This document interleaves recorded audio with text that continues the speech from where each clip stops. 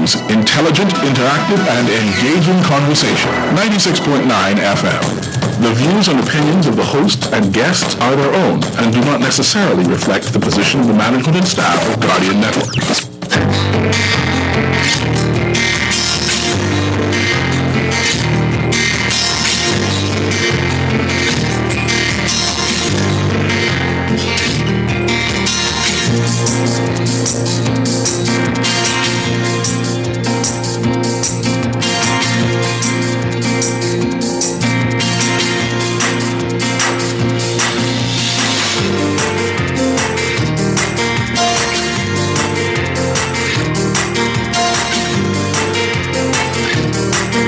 Good morning. Booster shots now available. People over 60 can get the shots now. Health visas to be eliminated as well for citizens and residents.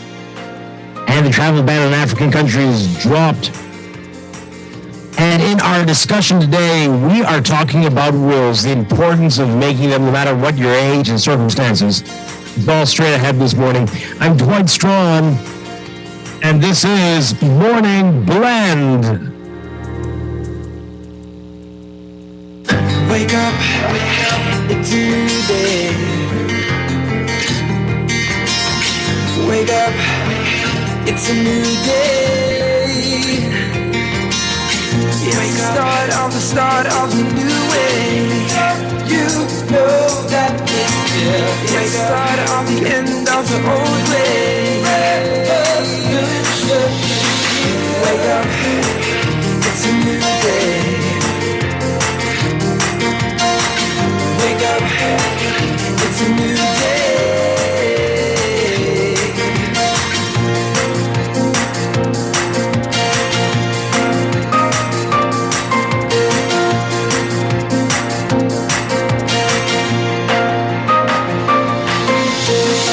Wake up, it's a new day. Wake up, it's a new day. Wake up, wake up.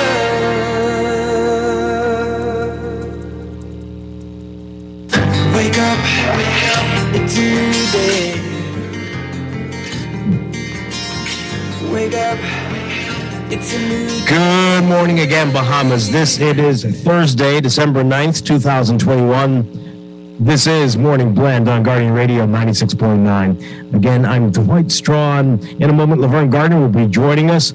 Also this morning in Morning Blend Business, we're going to be talking with BTC CEO Andre Foster. We're getting a kind of end-of-year report card and a preview of some of the Christmas specials going on with BTC. That's coming up, but first, it's time for the overnight, the latest breaking news from while we're sleeping, and the top national and international headlines this morning.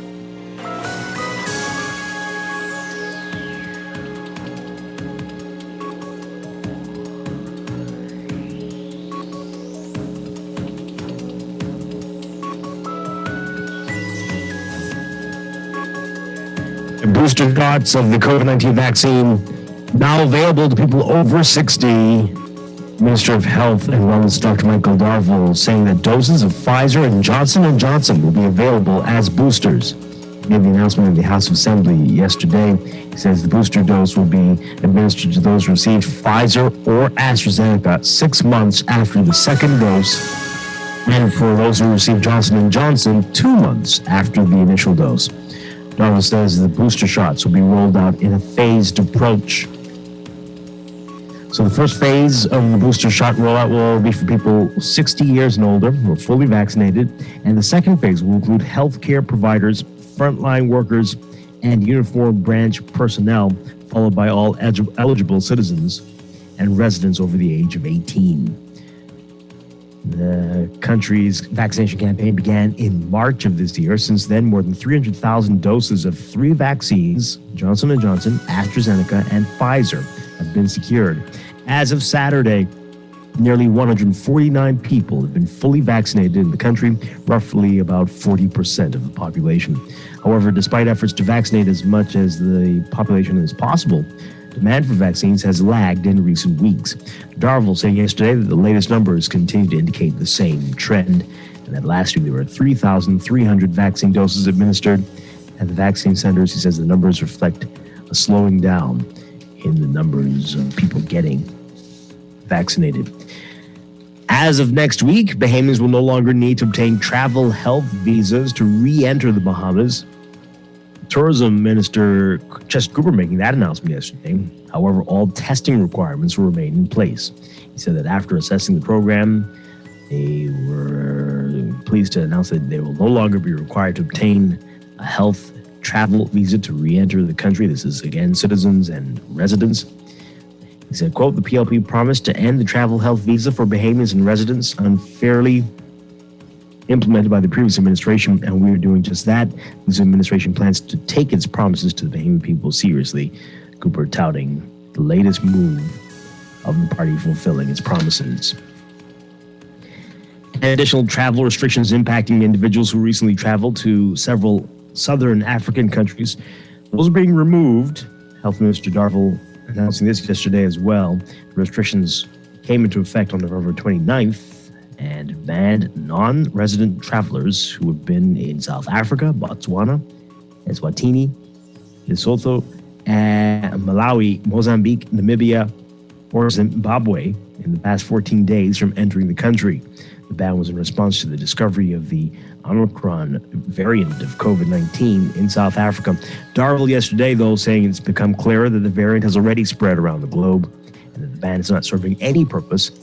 He also cited reports that Omicron variants may cause mild COVID symptoms. Education Minister Glennis Hannah Martin says that the public education system in the country is in a state of crisis due to issues with virtual learning systems that were implemented as a result of the COVID-19 pandemic.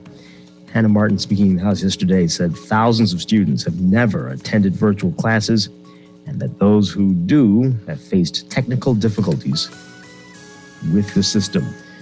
She says throughout the period, in the last almost 2 years, thousands of students have been absent. There are many who have logged on, including teachers who say they've experienced challenges and frustrations on the virtual platform. Officials have said that nearly 30% of students are not attending classes on the online learning platform. Schools across the country were shut down last March after the first case of COVID-19 was confirmed.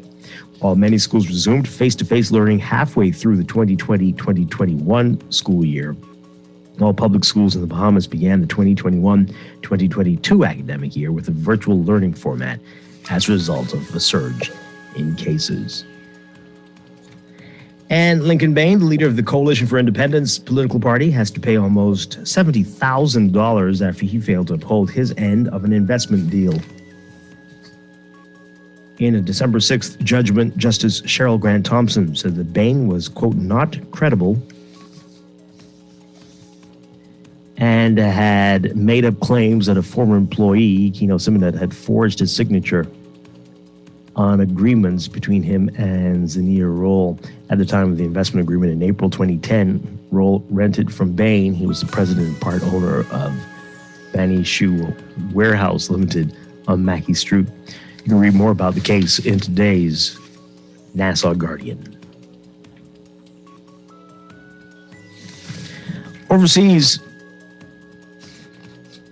U.S. President Joe Biden ready to urge participants at the first White House Summit for Democracy to reverse an ongoing recession of democracy that is playing out at a time of rising authoritarianism around the globe and extraordinary strains on foundational institutions in the U.S. The two-day virtual summit that starts today has been billed as an opportunity for leaders and civil society experts from some 110 countries to collaborate on fighting corruption and promoting respect for human rights. But the gathering already has drawn backlash from the United States' chief adversaries and other nations that were not invited to participate.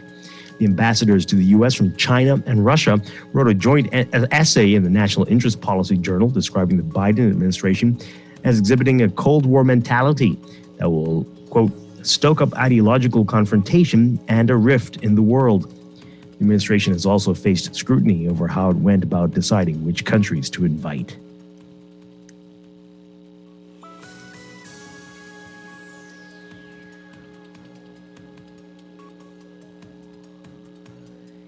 And from New Zealand, the government there believes it's come up with a unique plan to end tobacco smoking, a lifetime ban for those aged 14 or younger.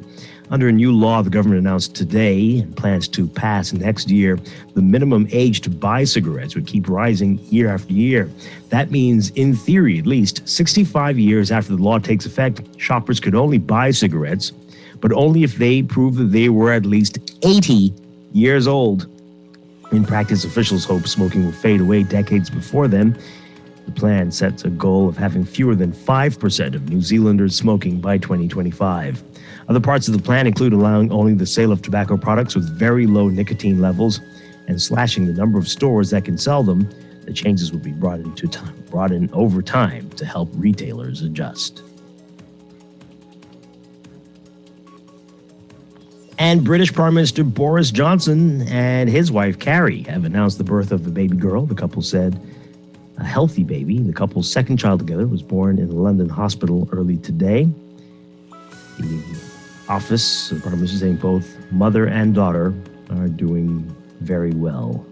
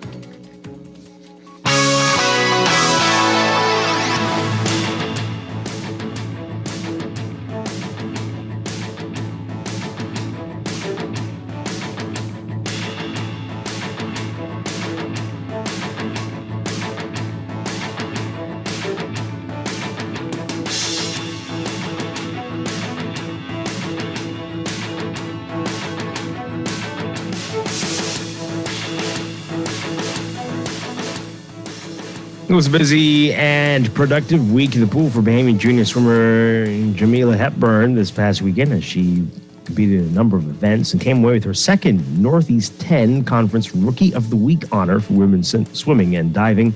The Stonehill College Skyhawks freshman was in action at the ECAC, the Eastern Conference Athletics Conference Winter Championships that wrapped up on Sunday. You can read more about how she's doing in today's Guardian Sports section. And the return of the Bahamas Bowl just 8 days away now. And the coaches from the University of Toledo Rockets and the Middle Tennessee State University Blue Raiders are making their final preparations as their teams prepare to kick off the 2021 NCAA Division I Football Bowl subdivision season.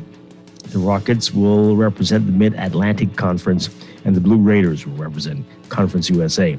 The game gets underway at noon at the Thomas A. Robinson National Stadium on December 17th. It'll be carried live on ESPN, and there's no admission fee for Bahamians. From the NBA, the LA Clippers getting past the Celtics 114-111. And the Heat beating the Bucks 113-104.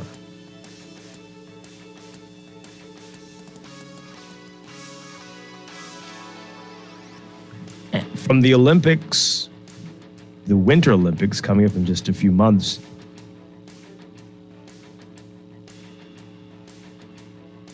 China today dismissing the decision by Canada and the United Kingdom to join Washington's diplomatic boycott of the 2022 Beijing Games, calling it a farce.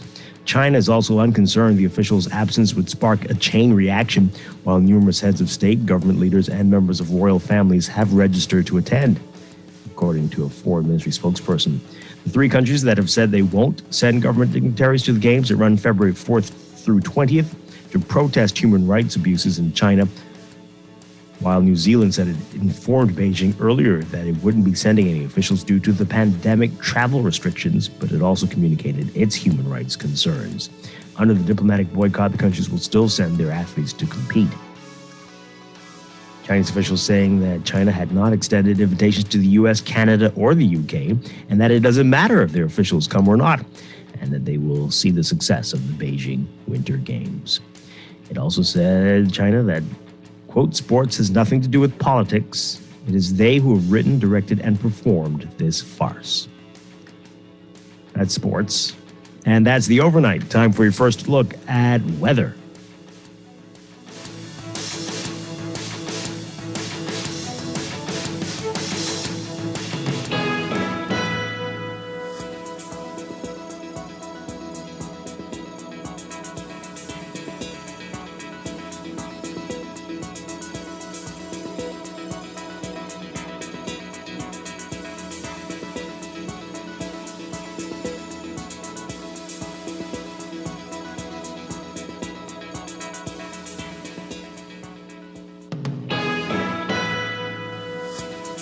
For today, we've got high pressure across the islands, generating mostly pleasant conditions.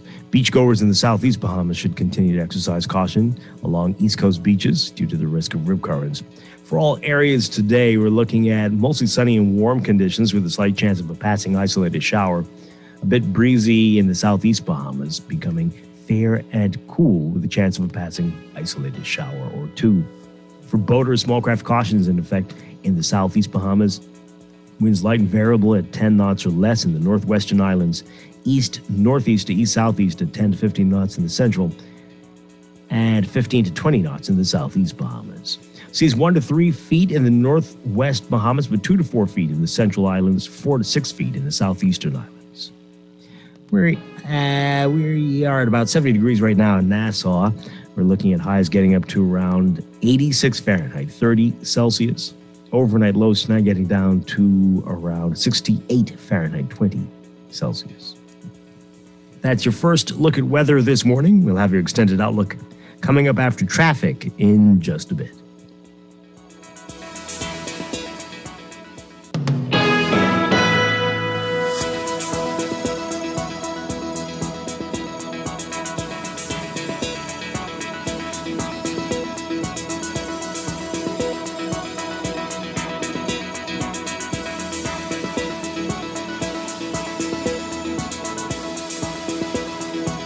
Listening to Morning Blend. When we come back, we're discussing the day's top stories right here on Guardian Radio 96.9, your home for fresh news and smart talk all day.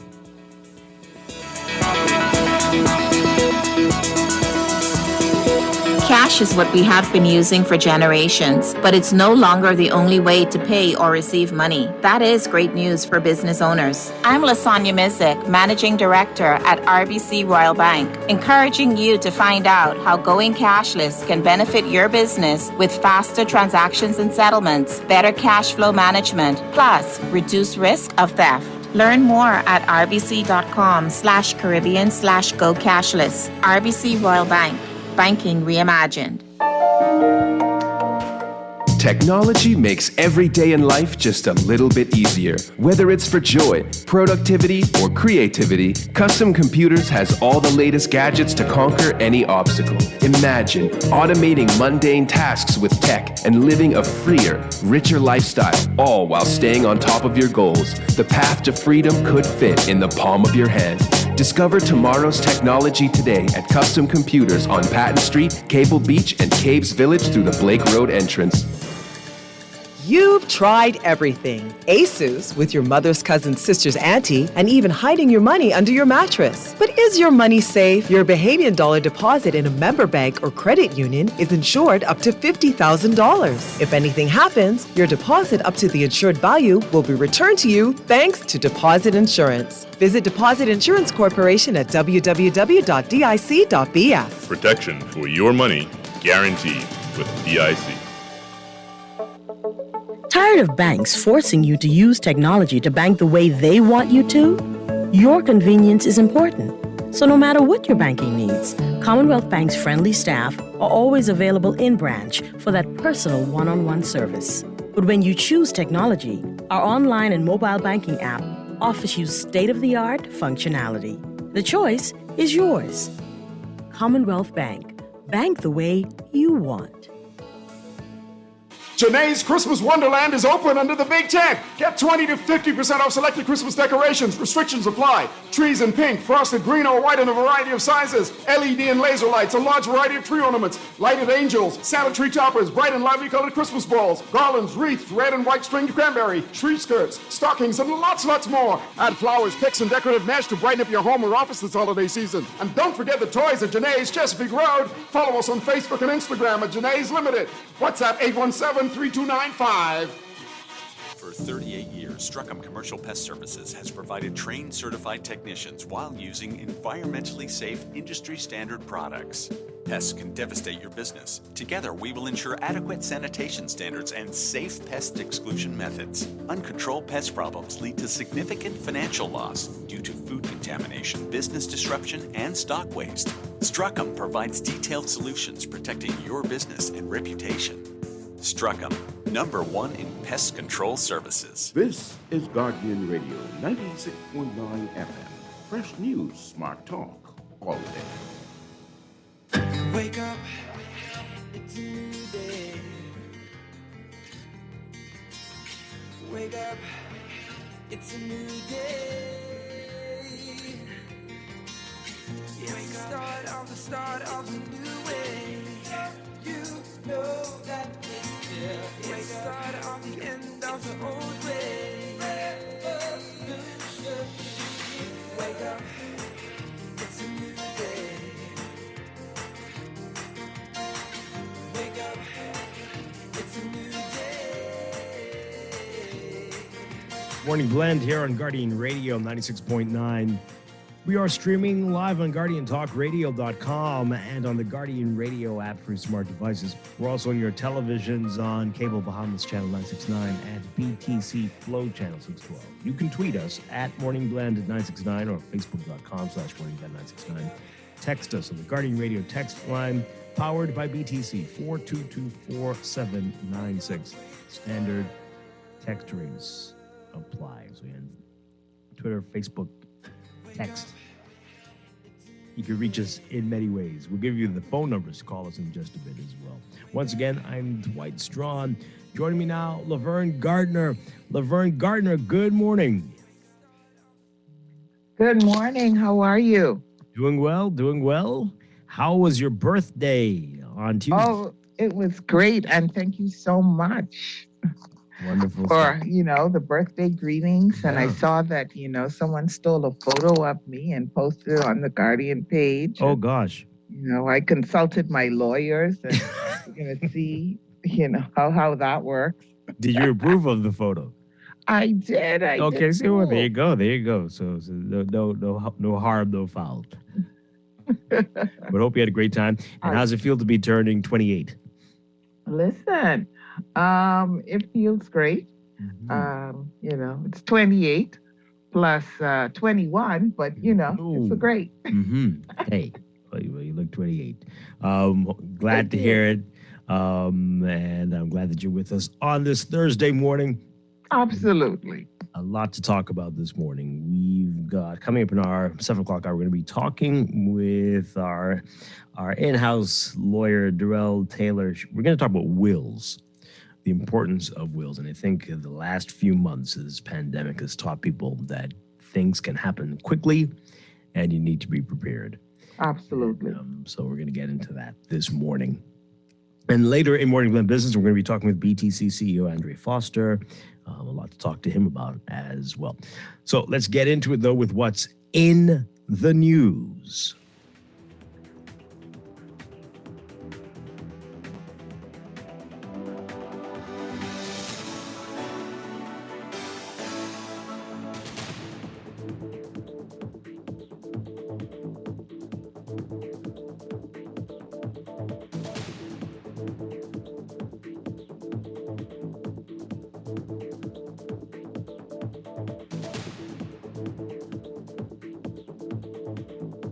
In the news, a lot of news coming out of the House of Assembly about the fight against COVID and where we are going from here. So just some of the quick headlines. Booster shots available.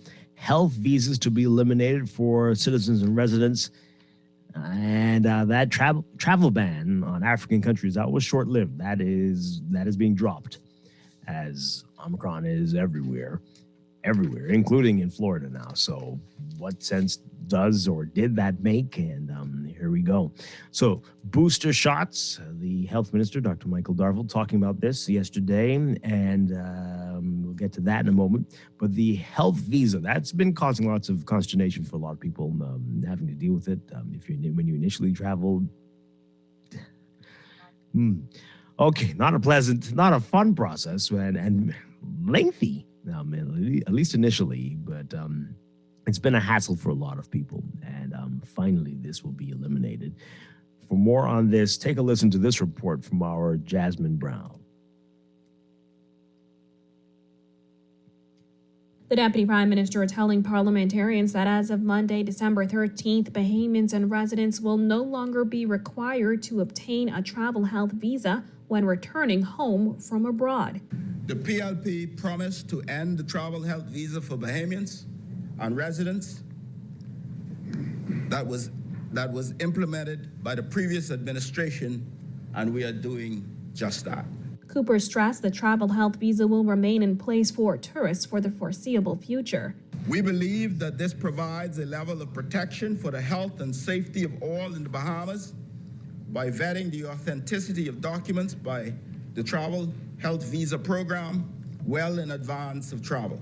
The elimination of the travel visa was among the campaign promises made by the Progressive Liberal Party ahead of the general election in September. However, Cooper says testing requirements will remain in place for all travelers, including Bahamians. Minister of Health and Wellness Dr. Michael Darville says his ministry is finalizing exactly what those testing requirements will be for people entering the country. Dr. Darville noted that it is only a matter of time before the more transmissible Omicron variant reaches our shores. He also announced a reversal in the government's recent decision to impose a travel ban on multiple African countries as a result of the spread of the recently discovered variant.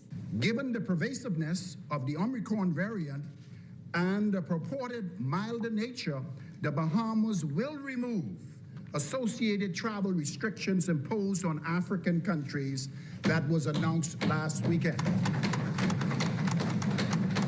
Having said that, we cannot afford to let our guard down, and active discussions are ongoing with our partners at the Ministry of Tourism, Aviation and Investments in order for us to strengthen our travel requirements for entry into the Commonwealth of the Bahamas. Reporting for Guardian News Network, I'm Jasmine Brown. Okay. All right. So let's get your reaction to it. The health visa, the lifting of the ban on those southern African nations. Again, the health minister advised people not to drop your guard, right? Omicron is around us, if not here already. And we are getting to a period where people are going to be closer together, coming together in large groups. Despite all the warnings, this is likely to happen, right? So we can't act like this is the end of COVID. It certainly isn't. And we're seeing that numbers are going up in some parts of the world. So let's talk about it. What are your views on this? You can call us, folks, 323-6232, 325-4316, 325-4259. Tweet us, Facebook us, text us, 422-4796. We'll get to boosters in a bit and what the health minister is saying about free testing also in just a bit. So what do you make of this so far? Good news? Happy about it? Well, if you're traveling, I mean, in terms of not having to, that's one less thing that you don't have to fill out. Mm-hmm. I've noticed in traveling that a lot of, well, I don't want to say a lot, but there has always been an issue with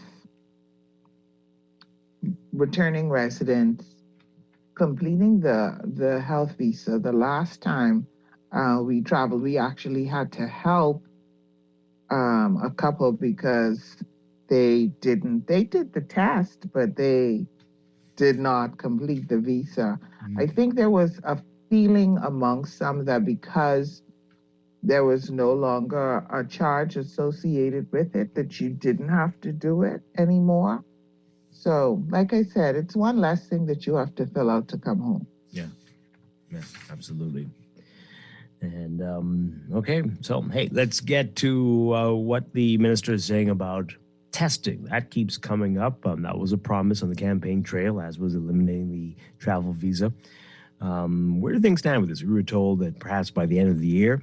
Here is what Dr. Darville is saying now. Take a listen to this from our Kyle Joaquin. The Davis administration's nationwide rollout of free COVID-19 testing will happen in the first quarter of the new year, according to Health and Wellness Minister Dr. Michael Darville. Rest assured that free testing will become available to Bahamians everywhere in the Commonwealth of the Bahamas, and we indicated that in the first quarter. And so give us a little bit more time. We don't want to roll out something and find out there's a lot of glitches. We need to make sure that the system works and it works effectively before it being rolled out. But we are motivated to do it, and we are doing the necessary steps in order to get it done. Free testing was one of the PLP's promises in its Blueprint for Change. A pilot program was rolled out on islands like Inagua and Eleuthera. Darville said it was important to test it first before nationwide free testing could be launched. Free testing is not something that you just roll out. There is a lot of challenges associated with it, and there has to be a digital platform in order for it to be handled effectively in real time. And so what we're doing is we're testing a lot of digital platforms, trying to find the one that's best for what we want to do.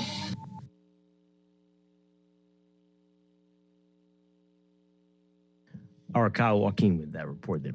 All right, so we've asked before, and they still haven't said yet. Will this be widespread across the board? You would never have to pay for a test again, or will it be for people who've come into contact with somebody or suspect that they may indeed be infected with COVID? If you want to go on your trip around the world, will you be eligible for free testing? And yeah, I think it's gonna have it's definitely gonna have some parameters. I don't sit at that table, but I don't think that it's just gonna be free for anyone who would like to get tested. It'll probably be free for people who maybe have come into contact with someone, and they've been advised to go and get tested, and so. You probably will have to have some sort of documentation. You present it, and then if the test is free. If you're traveling, they probably will still charge. Yeah, I can't imagine you wanting to go to the concert and, let me get a free test because that's what they're requiring. No, but who knows? Who knows? Stranger things have happened, but that would be interesting. I mean, again, that's us paying for it. Right? Maybe not directly out of your wallet, but we still pay for it. We are still paying for it, absolutely. And I don't know if I would feel comfortable with that, actually. Well, Dwight, you don't want to pay for the concert goers to get tested to help keep everybody safe? Hey, yeah, that sounds great. Yeah. When you find out the tickets were $300 or something, they go, well, you have some money. The test was only $20-something, but okay. Okay, concert goer. Sure. Anyway, I'm gonna need the PCR test to be free across. Okay. Don't hold your breath. Don't hold your breath on that one. That one is more expensive.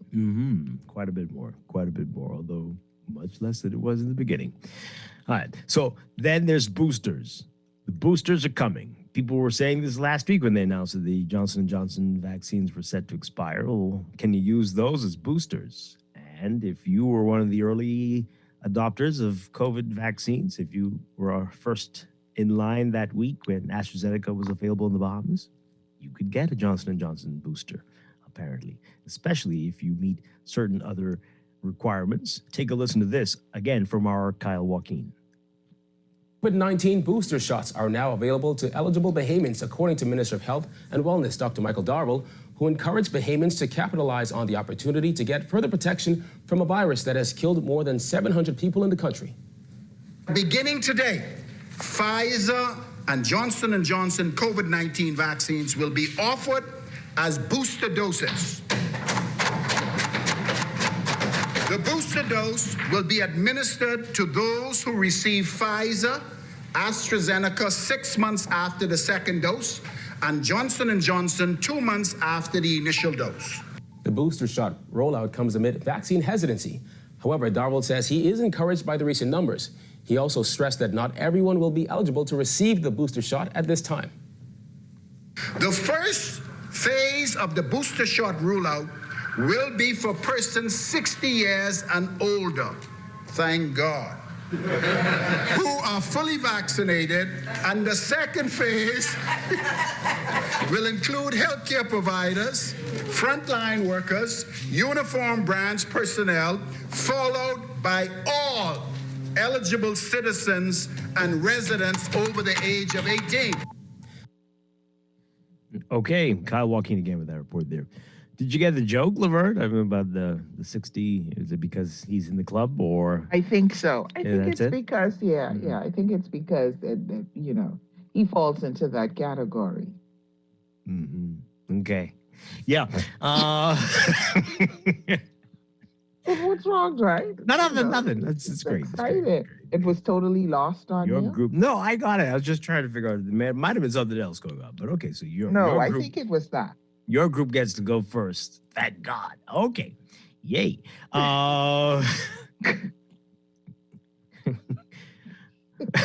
When others of us do it, we get called all manner of names. But okay. Anyway, so yes, a lot being said here. Let's get your reaction to it, folks. 323-6232, 325-4316, 325-4259. Tweet us, Facebook us, text us 422-4796. All right. So more on the testing. Jesse Cooper announcing that again, right? The travel visa will go away for Bahamians and residents.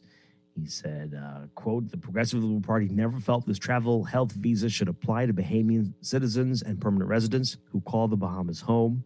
It was both a financial and regulatory burden on Bahamians, and we vowed to stop it. As you may recall, Laverne, you mentioned it, within days of coming into office following the September 16th general election, the Davis administration eliminated the domestic travel visa. It also eliminated all fees associated with the international travel visas for Bahamian citizens and residents. Now, while the need for a visa will fall away entirely on Monday, Bahamian citizens and residents will still have to test negative for COVID before entering the country. Fully vaccinated individuals are required to undergo either an antigen or a PCR test no more than 5 days before travel, while unvaccinated individuals must take the PCR test. Cooper, though, says those requirements are currently being reviewed. Okay.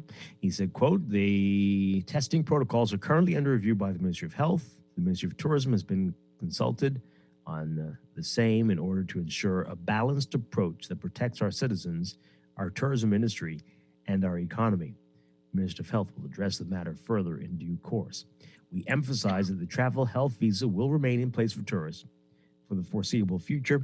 We believe that this provides a level of protection for the health and safety of all in the Bahamas by vetting the authenticity of documents by the Bahamas Health Travel Visa Program well in advance of travel. The visa has also allowed us to gather key data for analysis and marketing and the means to better communicate events that may impact travel. We foreshadow further that the manual immigration landing card will be eliminated in due course. We are satisfied that once this process is digitized, it will create further convenience to our tourists and foreign business travelers. Okay. So it sounds all good. Again, I don't know what they're evaluating. The Ministry of Health is evaluating about those tests there, but that's going to be interesting to see what comes out of that. And so sounds like good news. Sounds like good news. On the surface, it sounds like progress. Yeah. Sounds like good news. But I always say the devil is in the details. So I think when we have an opportunity to read or understand exactly the parameters in which this is going to happen, how this is going to work, we can, Yeah. But for now, Mm-hmm. it sounds good. All right. So let's talk. Let's go to this call. Good morning, caller. You're on Morning Blend. Yes, good morning, Blend. Hi. And good morning to the birthday girl. I tell you something. Good morning. Huh? I said good morning. Thank you. Yes. Without my vaccine certificate, I wouldn't have been able to visit a friend of mine in the hotel the other day, and I really, really wanted to see him and share with him. So I hope that at least 90% of Bahamians are vaccinated. I can't see anybody sitting on the sideline trying to figure out what is right or wrong with this. But I'll tell you what could happen.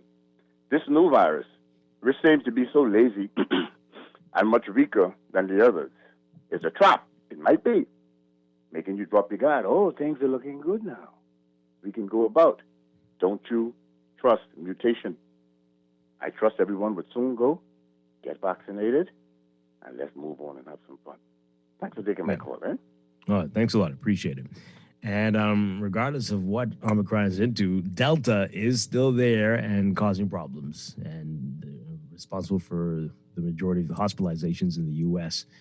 And, right. Yeah, so it is still bad. Nothing. We didn't kill off Delta. It isn't as if this new virus has replaced Delta. No. It's in addition to. And so, we still need to make sure that we're following the right protocols and doing the things that will help to keep us safe. Text us 422-4796 and continue to call in 323-6232, 325-4316, 325-4259.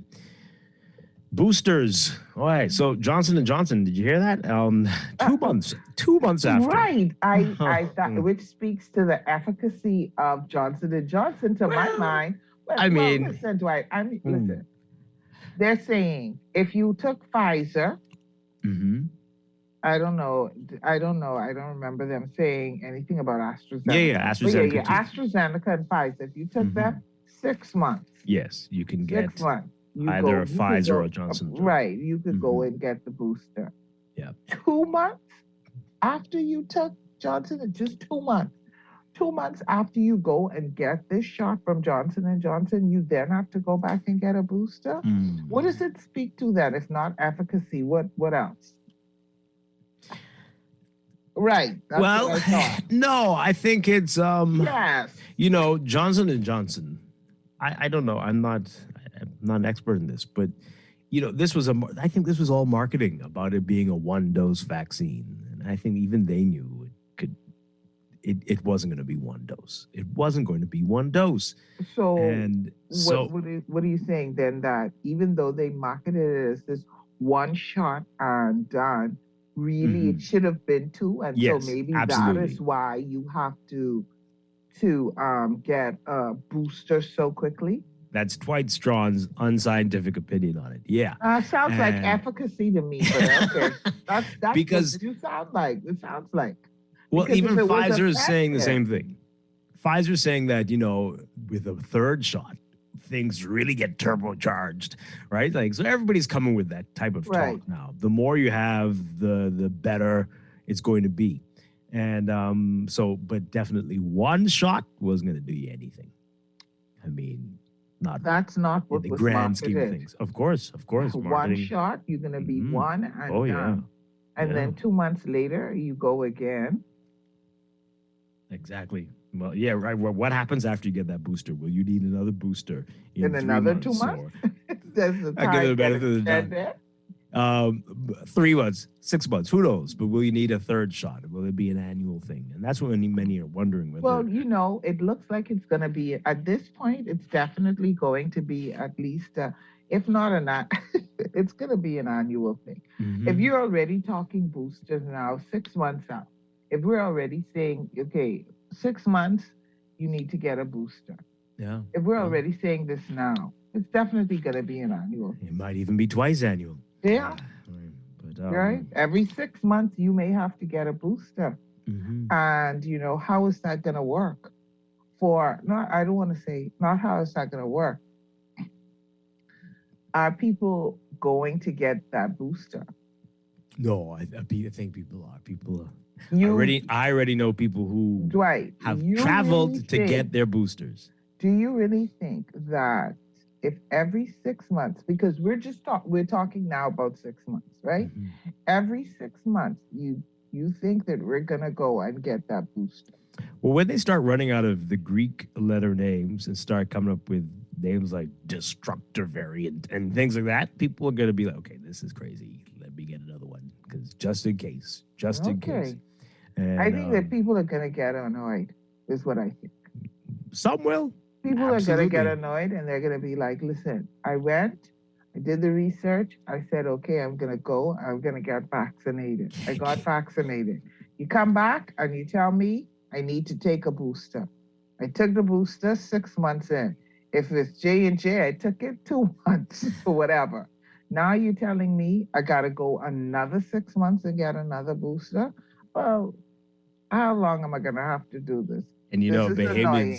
how Bahamians get when they get that call from the wonderful health providers. Oh, it's time for your booster. And they start kind of, and I just been there. And I just, you calling me again for that? Well, Lord, what I take this for? I didn't know I was going to have to keep taking this. Okay. Just tie it to a drip and put it. Anyway, okay, let's. Well, maybe that's it. Maybe it'll be in pill form. You just go get your pill, your booster pill, right? You know, put it in your smoothie, and bam. Right. You know, it's going to be a lot. It's going to become irritating to some. Yes, definitely. Some will be like, okay, mark it on my calendar. I'm going to go get my booster. But I think people are going to be like, now listen, I already took this once. I didn't know I was going to have to keep taking this. Oh, boy. Okay, let's read some of your text messages. Someone says here, eliminating the health visa is one thing, but how will they gather data for contact tracing? Well, that's not related to that at all. That's something totally different. You mean of Bahamian citizens and residents? The way that they do that is they ask people where you've been, who you've been around, and they hope those people will be honest and tell people. But the health visa has not been able to do that. Now, if you're talking about visitors, yes, that's a different story, and that's going to still be in place. It's going to be but even in terms of fact-finding information, to say where you've tested positive, to be able to have the data that says we see that majority of Bahamians who travel are the ones who are, saying or displaying that they have these symptoms. And, the visa doesn't, because we just ask the question. So it doesn't prevent you from finding that information out. Have you traveled in the last 10 days? And they ask you that when you go and take a test. Right. So that's the information will still be available. Yeah, absolutely. I think like I said, it's just one less thing. And besides, the government or whomever is not making any money from us completing the travel visa anyway. So. Yeah. This text here, you got to make sense. You can't govern for popularity. Now, I don't know if this is in relation to what we're talking about. Do you think this was done for popularity?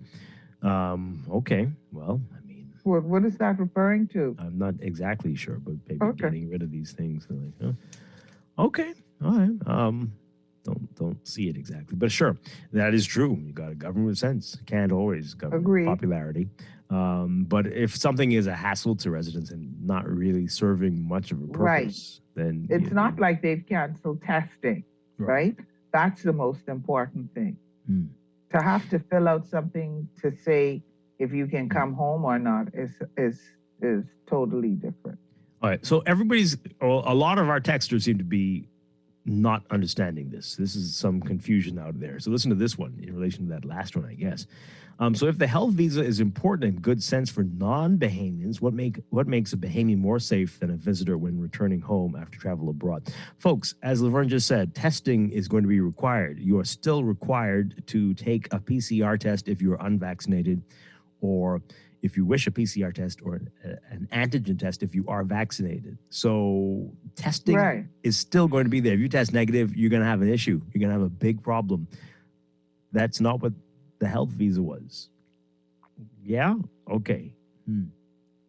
Someone says the health visa was just a way to make my, oh, is my mic not muted? I'm sorry. Gather information. Okay, we'll go with that. Gather Yeah. The health visa was just a way to gather information and make money off of Bahamians. But You anyway, gotta fix that mic, Laverne. Something's yeah, wrong I'm with sorry it. I about don't that. know what Yeah, it the is. intern of my mic is now transmitting my internal dialogue.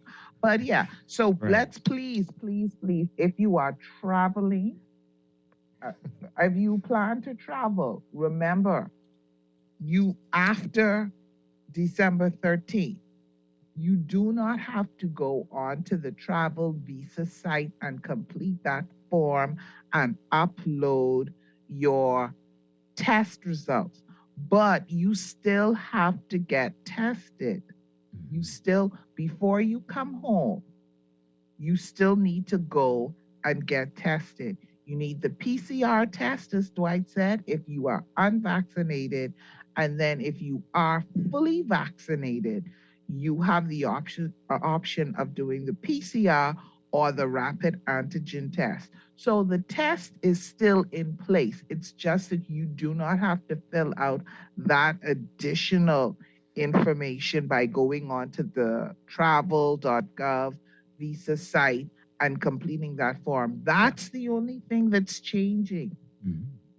This text here, thanks to the government for lifting that travel visa. That was like a nightmare, especially for Grand Bahamians. Was it especially for Grand Bahamians, Laverne? No. Well, it hasn't been in my experience. We I did mean, it. no We more of a completed nightmare it. than for everybody else. Right. I don't know. I don't know where the texter is going with that. In traveling during this time, it wasn't any more cumbersome or difficult than anybody else. Yeah. This person says here, well, this one gets it. I didn't see the added value of the travel visa for Bahamians once testing requirements did not change. It makes more sense for risk and statistical related matters for visitors. Okay. The texts are flying in and I'm losing them. Where are they going? This one says here, I agree with testing, but that travel visa was a stupid idea. I'm happy to see it go away. Okay. Another one. I am so tired. What else do they want? I took the silly vaccine. Now here comes a booster shot. What else is next? Delta, just fly me in space and open the door. Really annoyed at this point. Sick of these viruses and shots. My body will have more vaccines than blood in my body. Okay. Dwight, this is what I'm saying. This is what I'm saying. People, I'm thinking my thought process is the people who were reluctant to start with, but they decided to do it anyway, they're going to be annoyed. Yeah. This text here, Dr. Darville, and they have in brackets the competent authority. Oh my. Oh boy. And the Ministry of Health are trying to have it both ways with us, removing the barriers of mitigation and trying to warn us to cover their backside. That's what they're trying to do, yeah? When a surge breaks out. Well, okay. That's how you see it. Well, okay. Where's this one coming from? I don't know where. This text says here. Your boy Sears, I think they mean Alfred Sears, talking about pay tolls on highways. What nonsense. Alfred is not talking about Eco Park, garment districts, tech park, urban design, green spaces. But toll booths? We all know the problem is not paving the road, but government always coming and digging up the road after they are paved. I'm a little lost on what's happening here exactly. Okay, he mentioned that toll. Well, I mean, what do you bring that up for? To say that that's how they'll make money to pay for the infrastructure? Yeah, I think I saw a part of that article. Yeah, well, I'm not opposed. But you're talking about these are the things he used to talk about. I knew you wouldn't before. be opposed. I just knew it, and it's not a thing. I'm just saying. When I read the article, my mind went on you, and I said, you know what? This is something that Dwight would support. Okay, I thank literally you. thought Thank that. you. I don't know how to take that, but okay. It was just a thought. Hey,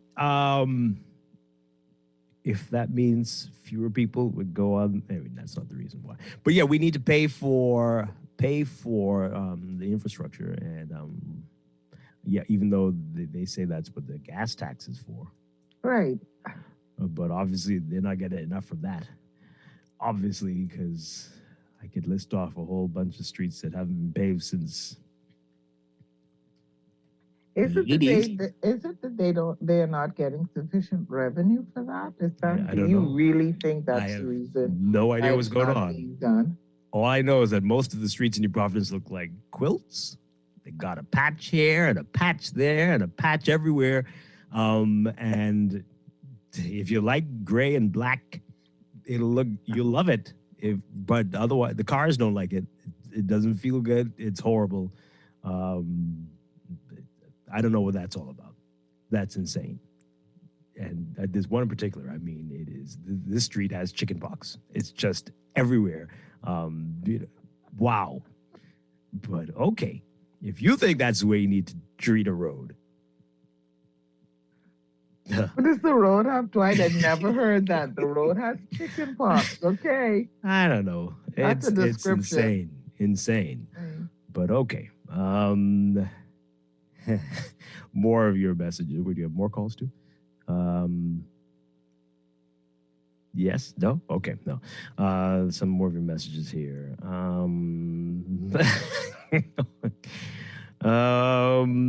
Okay. Thank God they got rid of that travel visa. I spent an hour just putting in the initial information. Yeah, it was horrible. The first time I did it.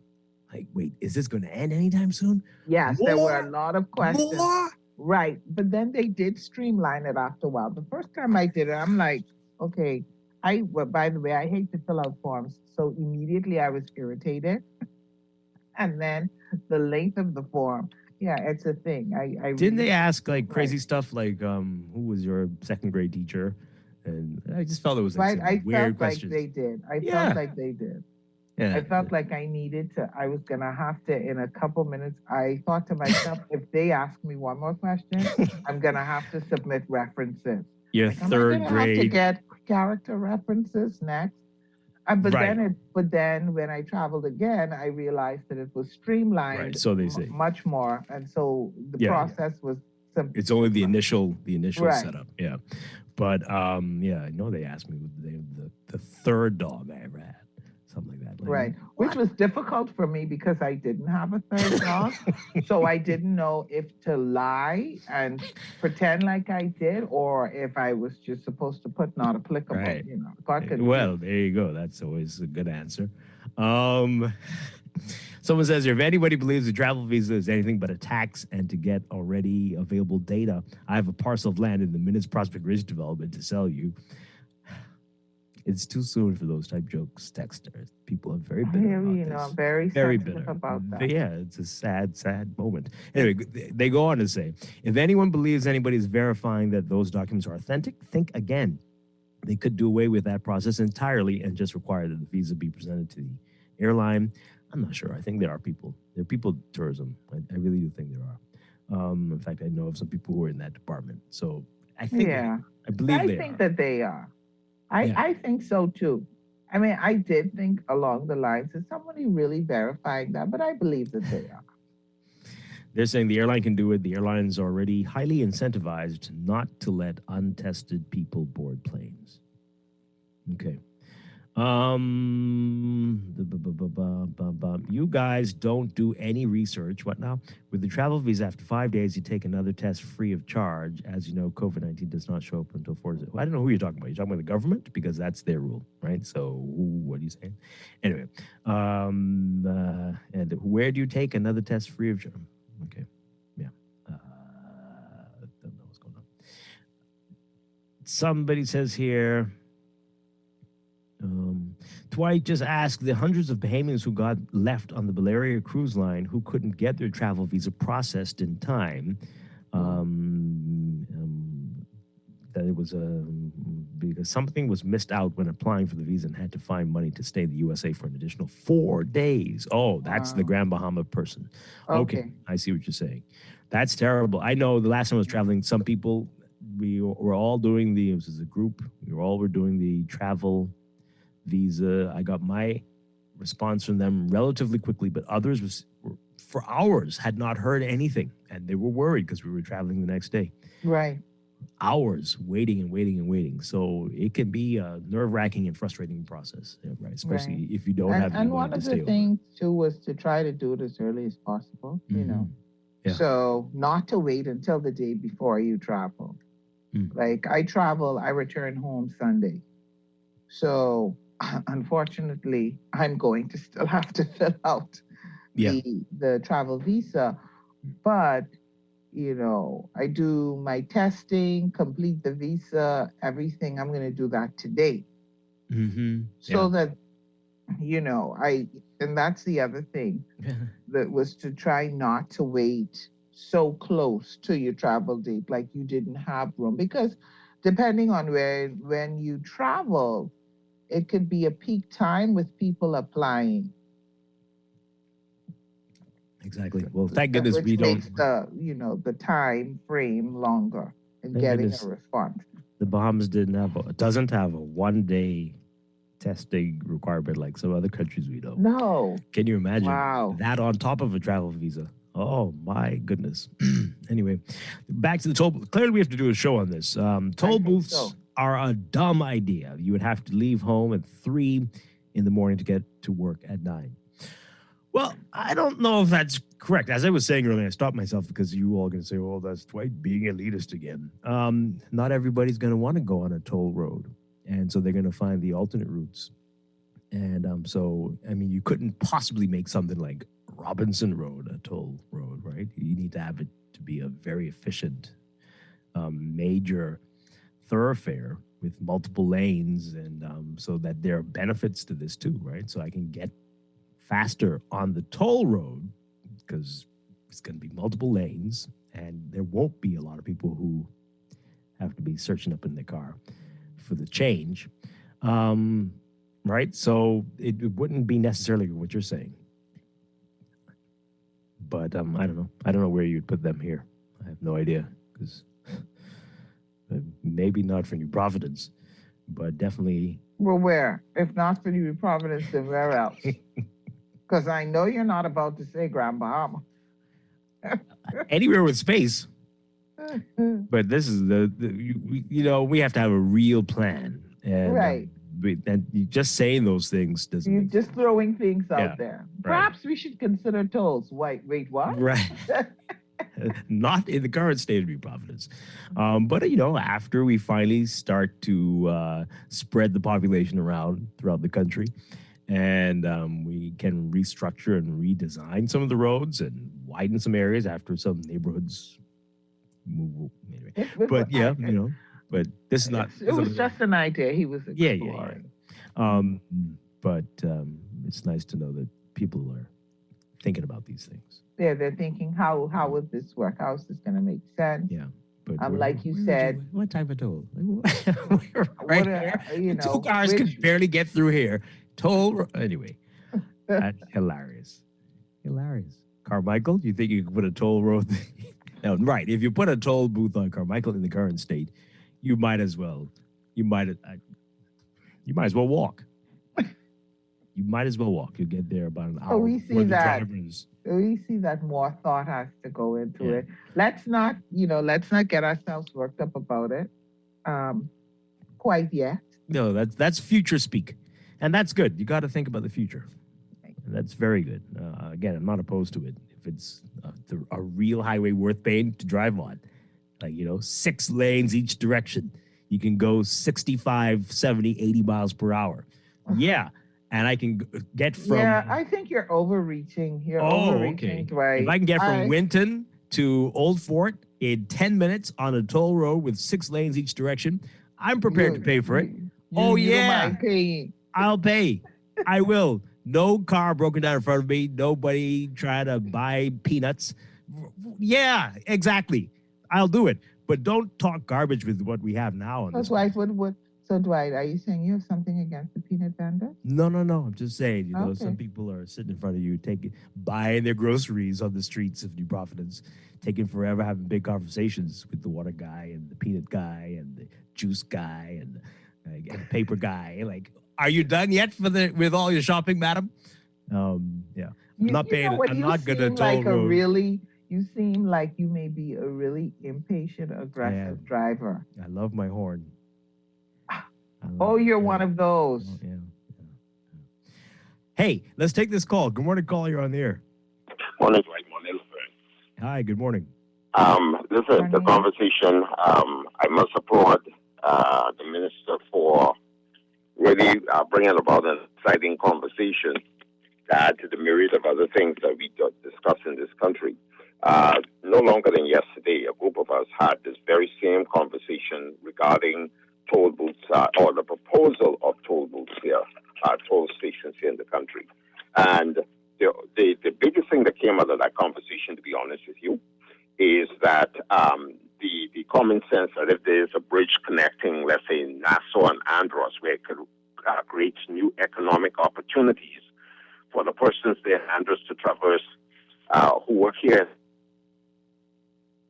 in Nassau, who desire to go to Andros back and forth for the myriad of other things, whether it's pleasure or business, then that will work. Or maybe a bridge between Andros and Lusra. We see that infrastructure. We have borrowed millions of dollars, we are how many billions in debt now? If we were to do that kind of stuff and actually support the economics between the two islands or the three islands, then fine. Okay, all right, I hear you. I'm not, y'all know about the tongue of the ocean, right? I'm not prepared to drive over that. Again, I'm not prepared to drive over the water between New Providence and Luther is pretty shallow, but I'm not. And some of y'all really, especially the Honda drivers, I don't know. I'm not. I don't. Now you have can't recommend that one. Certain models of cars. Oh, right? well, just the people who buy them, but but this is. We're off air. We're going to have a conversation. Let's do that now. Let's take a break, and we'll be back. This is Morning Blend on Guardian Radio 96.9. Stay with us. We're going to be talking about why you need to have a will. You definitely need to stay tuned for that. This is, again, Morning Blend on Guardian Radio. Stay with us. This is Guardian Radio 96.9 FM, Nassau, Bahamas. This is AP News. I'm Rita Foley. A top Chinese official calls it a joke. President Biden's first ever White House Summit for Democracy. The president's calling some world leaders together today virtually to plead with them to try to reverse what he calls a recession of democracy. The AP's Mike Hempen has this. The ambassadors to the U.S. from China and Russia wrote a joint essay in the National Interest Policy Journal, describing the Biden administration as exhibiting a Cold War mentality that will, quote, stoke up ideological confrontation and a rift in the world. The administration also is being scrutinized over how it went about deciding which countries to invite. The U.S. has hit a milestone in the battle against COVID. 200 million Americans are now fully vaccinated, but the number of new cases is climbing.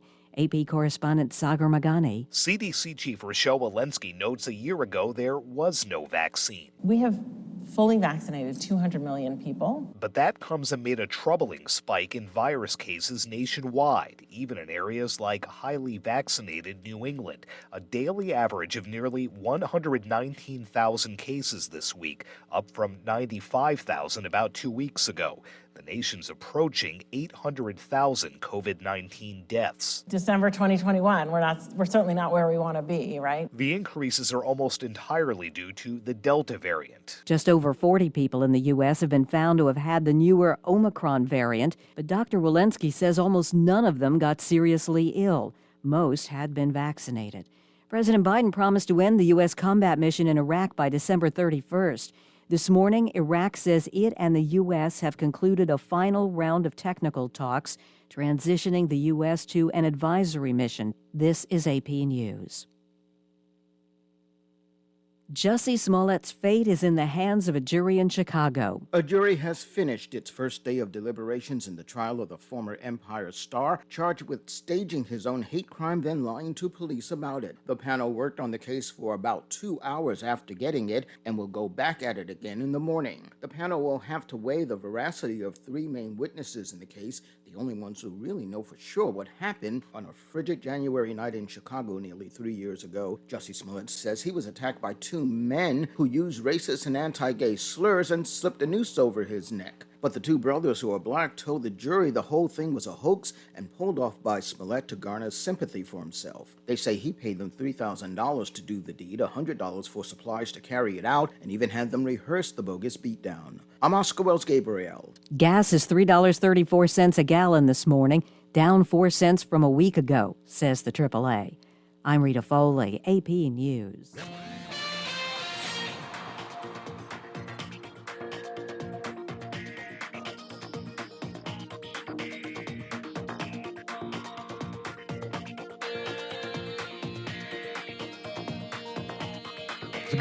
For this morning, reminder about Claridge Road. The work is expected to be continuing there. The paving of the road between Robinson and Wolf Road. And you're asked to avoid the area during this time if you can. In your real-time traffic, Milo Butler Highway, as usual, heavy traffic from well south of Fire Trail this morning, and the roundabout there, all the way up to Tonic Williams Darling Highway. That's the northbound lanes there, looking busy. Even coming off Tonic Williams Darling Highway onto Milo Butler Highway, seeing some traffic there. The service station that's right there. Fire Trail Road backed up as well, eastbound to the roundabout with Milo Butler Highway. Gladstone Road is also busy, northbound to JFK Drive and JFK Drive. We're seeing quite a bit of traffic there heading towards that roundabout with Gladstone Road.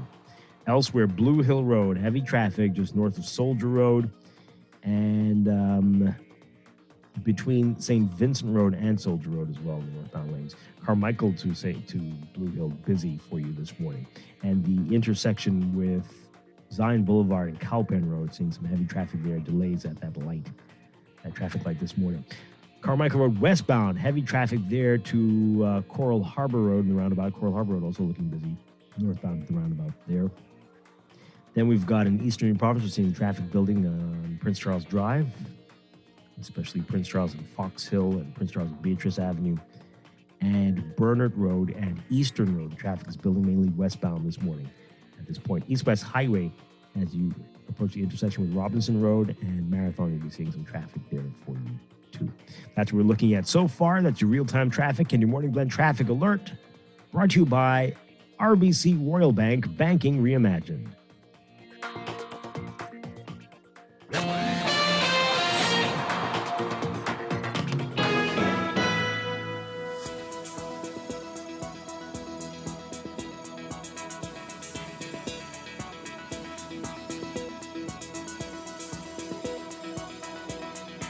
And it's time for another check of your weather, brought to you by John Bull. Here's what's happening. High pressure remains across the islands, generating mostly pleasant conditions. Beachgoers in the southeastern islands should exercise caution along East Coast beaches due to the risk of rip currents.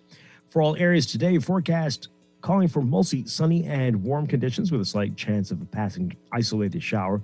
A bit breezy in the southeastern Bahamas, becoming fair and cool with a chance of a passing isolated shower tonight. Small graph caution in effect for the southeast Bahamas. Temperatures getting up to around 86 Fahrenheit, 30 Celsius. Overnight lows tonight getting down to about 68 Fahrenheit, 20 Celsius. In your extended outlook, high pressure across the islands expected to strengthen, generating moderate to fresh breezes.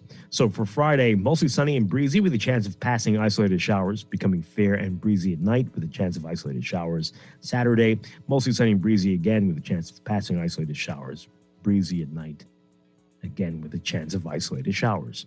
That's your Morning Blend weather check, brought to you by John Bull. Believe in joy, the joy of John Bull. Shop this holiday season for the opportunity to be one of 24 $500 gift certificate winners, gift card winners. Follow John Bull on Facebook and Instagram, where daily winners will be announced. The joy of John Bull.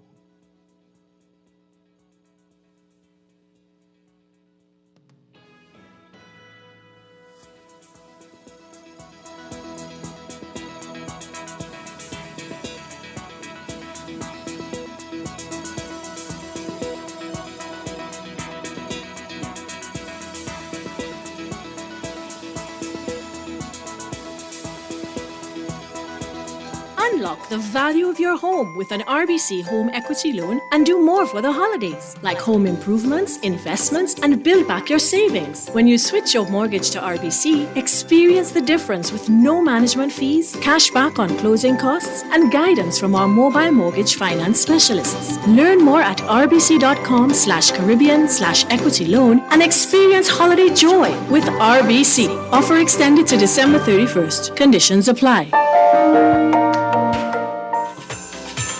Rev customers already get more channels, more sports, and more speed.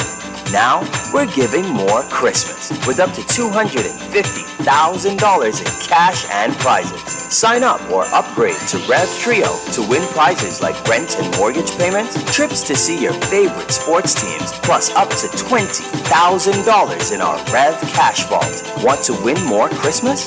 Call 601-8992 today and ask for Rev Trio. Rev, you and us, together. Wendy's and Coca-Cola are back with $45,000 worth of upgrades for you. Upgrade your premium lunch combo to a large or purchase a large salad and a Coke product and get your scratch card for a chance to win thousands of prizes instantly. You can win a PlayStation 5, plane tickets with spending money, weekend hotel stays, an iMac, iPads, iPhone 13, tool sets, washer and dryer set, and thousands more prizes. Visit Wendy's Facebook page for more details on the Upgrade My Life promotion. Rules and restrictions apply. Screws and Fasteners World, Balfour Avenue and Palm Beach Street, has those hard-to-find fasteners for you right now. You can find stainless steel regular hex, carriage bolts, galvanized bolts, threaded rods, nails, self-tap screws, sex bolts, anchor bolts, turnbuckles, masonry tools, hand tools, and weed whacker strings. Check out the rope selection and car body fasteners, too. Special orders are welcome. It's your #1 fastener store. Screws and Fasteners World, Balfour Avenue and Palm Beach Streets. Call 326-1976. You can win. You can win. Everybody can win with Esso this Christmas. Win with Esso every week in the Fill Up and Win this Christmas promotion. Simply spend $25 or more in fuel, write your name, email, and telephone number on the back of your receipt, and drop it in the entry box provided for your chance to win loads of weekly prizes. Promotion ends December 22nd, 2021. Terms and conditions apply. Visit bettergasmileage.com/fill-up-and-win for more details. The Esso brand is a trademark of ExxonMobil Corporation and is used under license. That's the sound of a bite-sized payment I made on my new laptop. Can I make a bite-sized payment on this amazing vacation? Yes, with Scotia Select Pay. Now my big-ticket credit card purchases are more manageable with flexible bite-sized payments over 3, 6, 9, or 12 months at a lower interest rate. Scotia Select Pay allows me to better plan my expenses over time. The best part? No credit checks or financing application. Visit bs.scotiabank.com. Conditions apply. It's encouraging that the national COVID-19 vaccine rollout is going successfully. It's not the only precaution to reduce the spread of the virus in our communities. It's important to continue practicing safety protocols because it is our social responsibility to protect ourselves and to protect others. Wash your hands for a friend with a weaker immune system. Only read and share information from trusted sources to avoid unnecessary panic. I'm gonna need y'all to avoid these large crowds. You could have loved ones at home who have underlying health conditions. Do it. Practicing safety protocols is an act of brotherly and sisterly love. The life you save may just be yours as well as your neighbor. We will win. We will win. This message is brought to you by the PAHO WHO Bahamas and Turks and Caicos Country Office, the Ministry of Health, and the Healthy Bahamas Coalition. With BTC Business's new smart solutions powered by super-fast, reliable broadband, you'll feel like there are more versions of you working for you. From website design, development, and digital marketing to promote your business, 24/7 business class support to cloud solutions, security, and more. Multiply your growth today.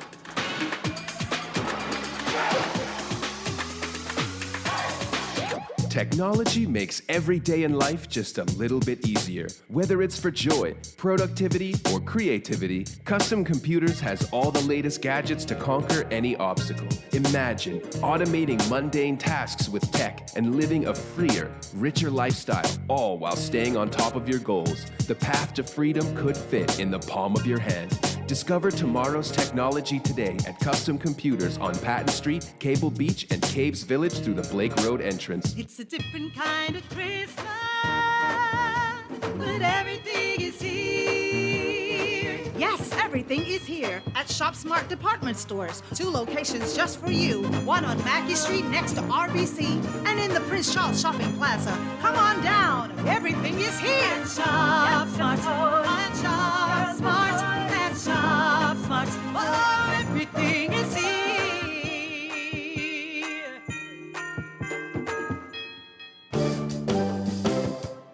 RBC has been growing with the Bahamas for over 110 years. We are committed to deepening our relationship with existing clients and forging new ones in the future. With investments in youth, education, and environmental initiatives, we're dedicated to helping you and our communities grow. We're here to help you flourish. We're RBC. RBC Royal Bank.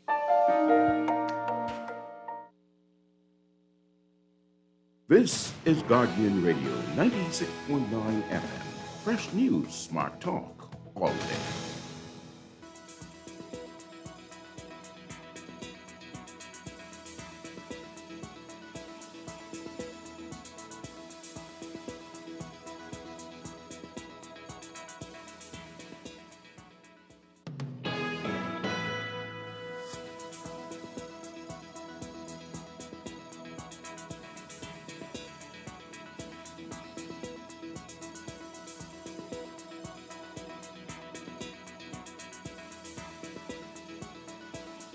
Morning Blend here on Guardian Radio 96.9. We are streaming live on GuardianTalkRadio.com and on the Guardian Radio app for smart devices. We're also on your televisions on Cable Bahamas Channel 969 and BTC Flow Channel 612. You can tweet us at MorningBlend969 or Facebook.com/MorningBlend969. Text us 422-4796. And now at 8:20, time for another check of your weather for today, brought to you by Bahamas First Insurance. We've got high pressure that remains across the islands, generating mostly pleasant conditions. Beachgoers in the southeast Bahamas should continue to exercise caution along East Coast beaches due to the risk of rip currents. For all areas today, your forecast calling for mostly sunny and warm conditions with a slight chance of a passing shower. A bit breezy in the southeastern Bahamas, becoming fair and cool with a chance of passing isolated showers. For boaters, a small craft caution is in effect for the southeast Bahamas.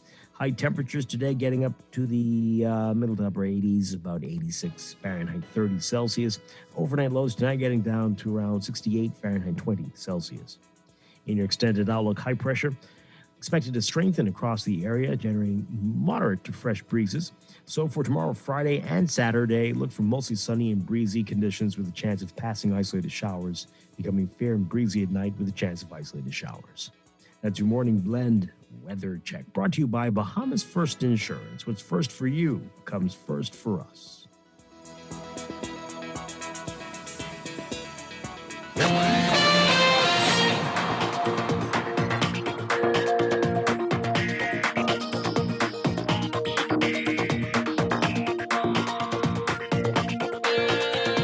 Another check of your traffic for this morning, brought to you by RBC Royal Bank. Heavy traffic on the Milo Highway, well south of Fire Trail this morning, almost approaching Gladstone Road. It's just not looking good for you this morning. All the way up to Tawny Bloom's Darling Highway in the northbound lanes. Traffic backed up along Fire Trail eastbound to the roundabout with Milo Highway as well. Gladstone Road, not much of a better alternative route to you, but heavy traffic, especially north of Fire Trail in the northbound lane. Blue Hill Road, also very busy, well south of St. Vincent Road, especially near Carmichael, but even more so north of Soldier Road, northbound lanes to the Independence Drive roundabout, and Independence Drive is backed up westbound to that roundabout with Blue Hill Road. Carmichael eastbound, heavy traffic to Blue Hill, and then Carmichael westbound, we're seeing heavy traffic to Coral Harbor Road. Elsewhere, we've got East Street from south of the Independence Drive East-West Highway roundabout, especially in the northbound lanes near Soldier Road. And then again, further up at the intersection with Robinson Road, that's looking busy. And then along the Robinson Road, Prince Charles Drive corridor, you can be seeing lots of heavy traffic there, especially as you approach the major intersections. So Robinson and Old Trail, Robinson and Soldier and Prince Charles Drive, Prince Charles and Beatrice, and Prince Charles and Foxhill Road. East-West Highway, heavy traffic as well. Rather, Eastern Road, heavy traffic from San Souci up to Johnson Road, Bernard Road, westbound mainly, and Soldier, Bernard, Wolf, and Village. That intersection looking busy for you this morning. Those are your hottest spots, along with the six-legged roundabout. We're seeing some building traffic there, and West Bay Street near Saunders Beach and New Providence Highway. That's your real-time traffic in the morning. Blend Traffic Alert brought to you by RBC Royal Bank, Banking Reimagined.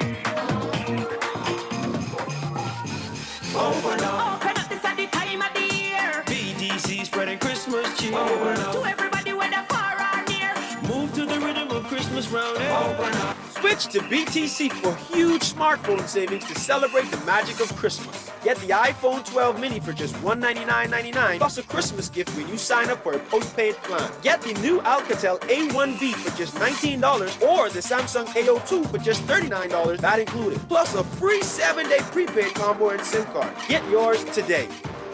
This Christmas, make it BTC. It's the better choice for you and me. Move to the rhythm of Christmas.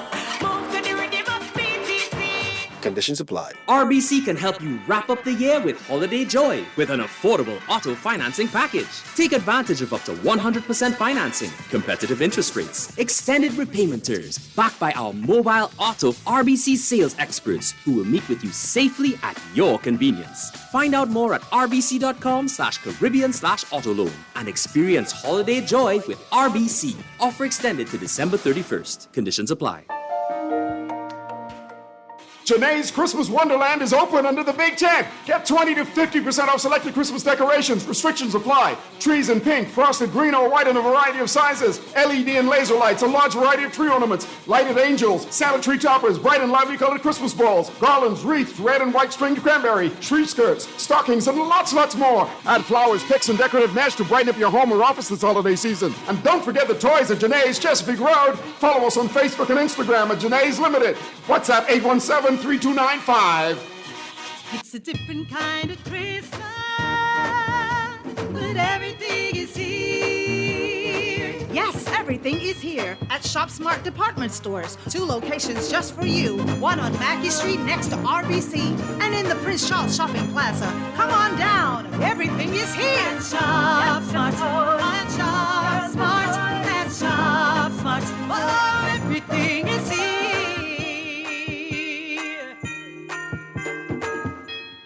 You can win. You can win. Everybody can win with Esso this Christmas. Win with Esso every week in the Fill Up and Win this Christmas promotion. Simply spend $25 or more in fuel, write your name, email, and telephone number on the back of your receipt, and drop it in the entry box provided for your chance to win loads of weekly prizes. Promotion ends December 22nd, 2021. Terms and conditions apply. Visit bettergasmileage.com/fill-up-and-win for more details. The Esso brand is a trademark of ExxonMobil Corporation and is used under license.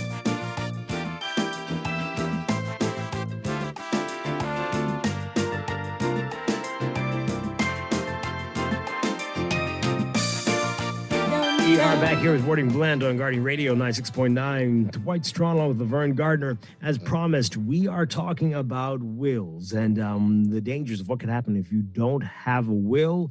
As we said earlier, I think 2020 and 2021 proving that things can change in an instant, and it is best to be prepared.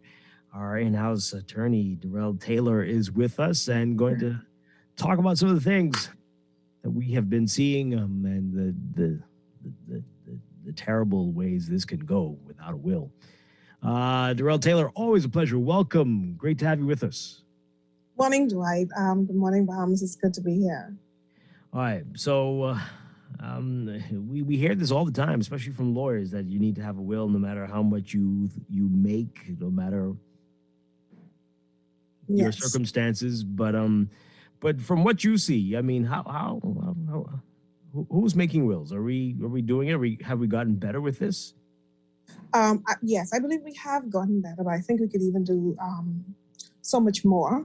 What we have now is an increasing amount of challenges to wills, but my advice is to still create one.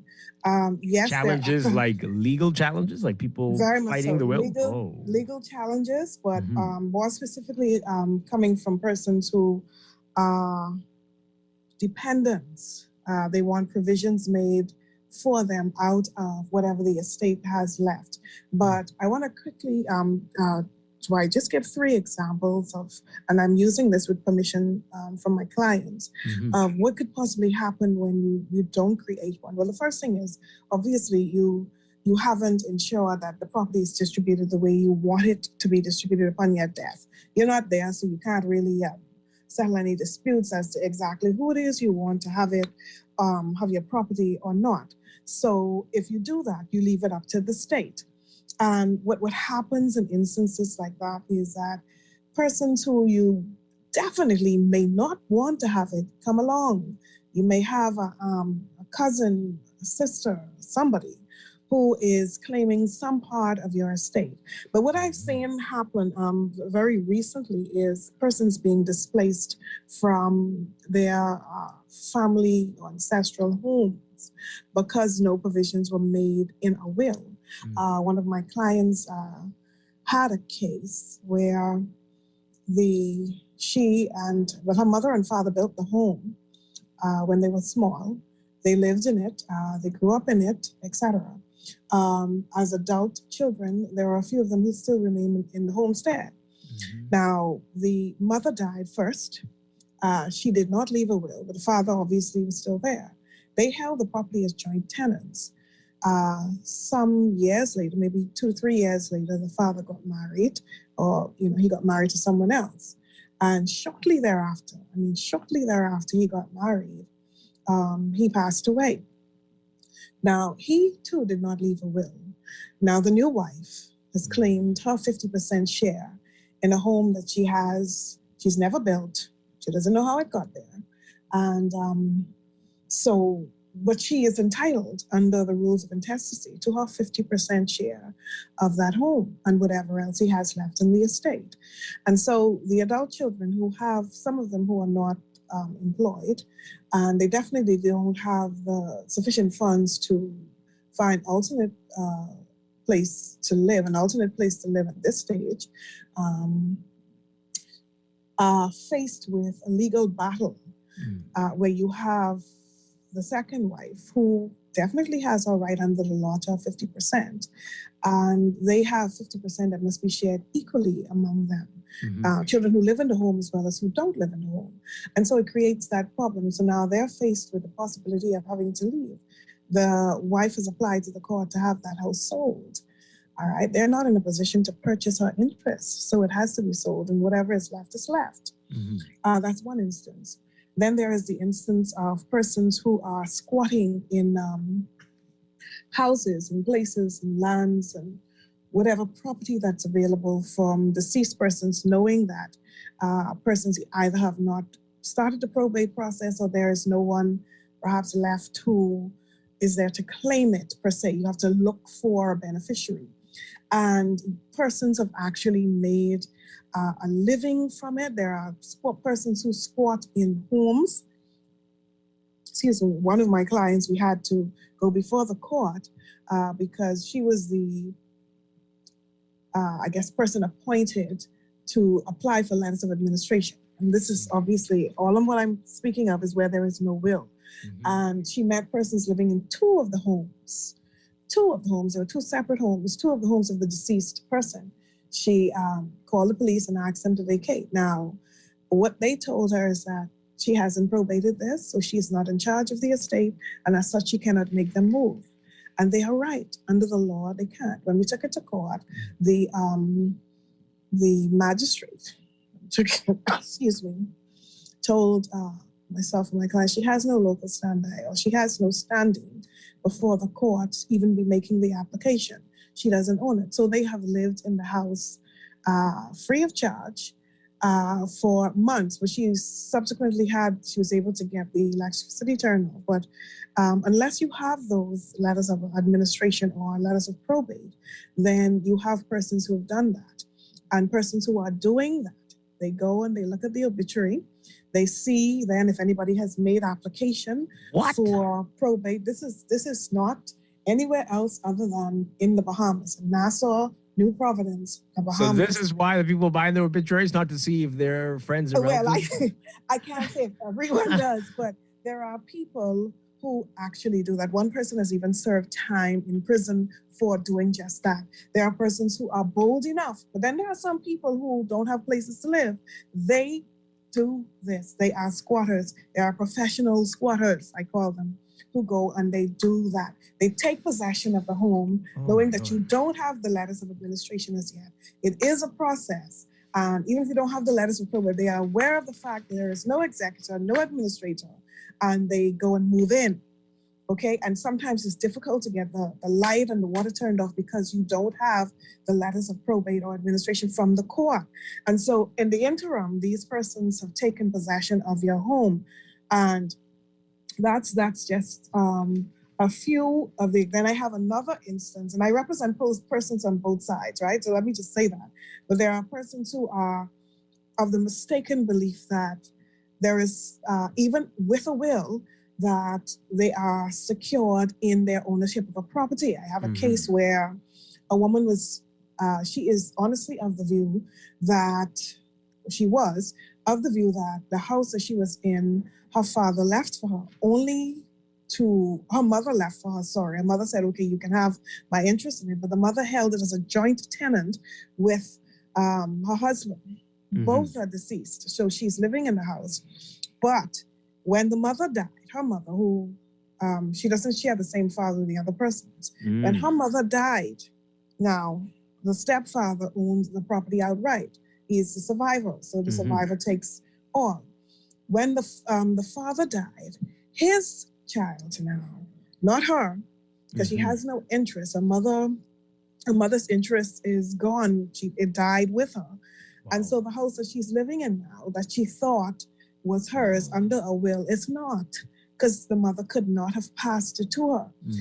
I'm only sounding the alarm, right? And then there are the instances of COVID-19 deaths, right? As sorrowful. I mean, sometimes people don't even have time to grieve when they are thrown into this whole reality of probate and administration of estates and things just swirling around. You're mourning the loss of a loved one, and now you are faced with having to deal with, how do I even get the car in my name? Can I get the money from the bank for her? Can I do this all just to bury her? I mean, a lot of bank managers understand the probate process, and they can give you up to a certain amount if it's available in the estate. So the law makes provisions for that. But then you may need more than what the bank manager is prepared to give you. I just have a question for you, because this is a lot of information. But what I wanted to also point out, because sometimes thinking it's so good that you're showing these or telling us about these different scenarios. I think sometimes people, Bahamians, think, well, I don't need a will, because they think wills are for people who have a lot of assets, a lot of money. And so they're under the impression, oh, well, I don't really have a lot of savings or whatever. So I don't need a will. How important is it, regardless of your economic status, where you are financially, to create a will? I absolutely agree with you. And this is why I'm sounding the alarm again. And I was about to say, I'm speaking quickly because I know the time is short. And I really just want to reawaken in the minds of persons, or awaken in others, that there is a need, as simple as your burial instructions. the will, if you have a will, it makes provisions for that. Like I said earlier about persons whose family members have died. I've had close family members died as well from COVID-19. You suddenly realize that you have to deal with all of this, and you meet this hurdle because you can't get access to simple things, very simple but yet important things. So as simple as your burial instructions, you could have a fight over that. Mm-hmm. Now, Baby Bella case was decided on. Maybe another time we can go through that judgment. I did want to talk about that, definitely, though, yeah. But Baby Bella's case, and I'm just referring to as Baby Bella, was decided on the rules of intestacy. And in that, what the court looked at was the Inheritance Act and who then would be the best person to take possession of the body and bury her decently and within a reasonable amount of time. And the courts felt that the father, biological, father was the best person. Now, Bella obviously was a minor, so she couldn't have executed a will. However, something as simple, I only say to bring out the fact that something as simple as your burial instructions are just that important. You don't necessarily have to be a person of means or so many things. But if you create one, you avoid these types of things. Now, let me just put a caveat here. I'm going to say like how the bishop would say, if it ain't for you, tell a friend, tell a neighbor. Call one of those persons. If they are interested, you tell them. If it's not something that you want to do, fine. Some people are just like that. I've had persons say to me when I do seminars on it that, look, they didn't work for it, let them fight over it. If that's your stance, if that's your position, then fine. Wow. You don't have to. People really think like that? And, yeah? There are so many persons who think like that. And you can see from the fact that they don't make provisions that's probably some person's mindset. However, I want to stress again, because I'm doing a probate, and again, use your permission, of a great-grandfather. Just to address your question, I hope I addressed it, Laverne. I'm sorry, I hope I did. But there are persons who say, look, like my son, he says, look, I don't have anything, so what am I going to create a will for? You don't know that you won't have something in the future. So create it. If you need to change it at a later date, then do just that. And sometimes millennials in particular say this to me when I do the seminar with them. They say, man, well, Ms. Taylor, we don't have this as yet. We would like to get this. You don't know what you have. Some of them have never done any research into what the family or generational property is. I have some millennials who have come to me and done just that. I mean, I was impressed with one family in particular. The younger persons did a genealogy, a lineage, and they have been able to go way, way back, almost 400 years, to establish the amount of property that they own. And as a result of that now, they are trying to see how best they can acquire that property. You may not have it in dollars and cents, but ask a question, ask your Grammy, ask your mother, what is it that you may have, rather than just sitting there and saying, I don't have this. The fact is, there is no equity in this country. There never will be. That is a fact. And when I speak of equity, I'm not speaking of equality. Sometimes people say, well, I give you the same opportunity as someone else. That's equality. You may give me the same opportunity, but I don't know, and you don't know where that person starts from. So if you give someone $1 million, someone with $1 million, $50,000, and you give someone without $1 million, $50,000, that's equality. But it's not equity. It may not be able to get the person who doesn't have the $1 million as a start in the same position as that one who started off, who had that head start with $1 million.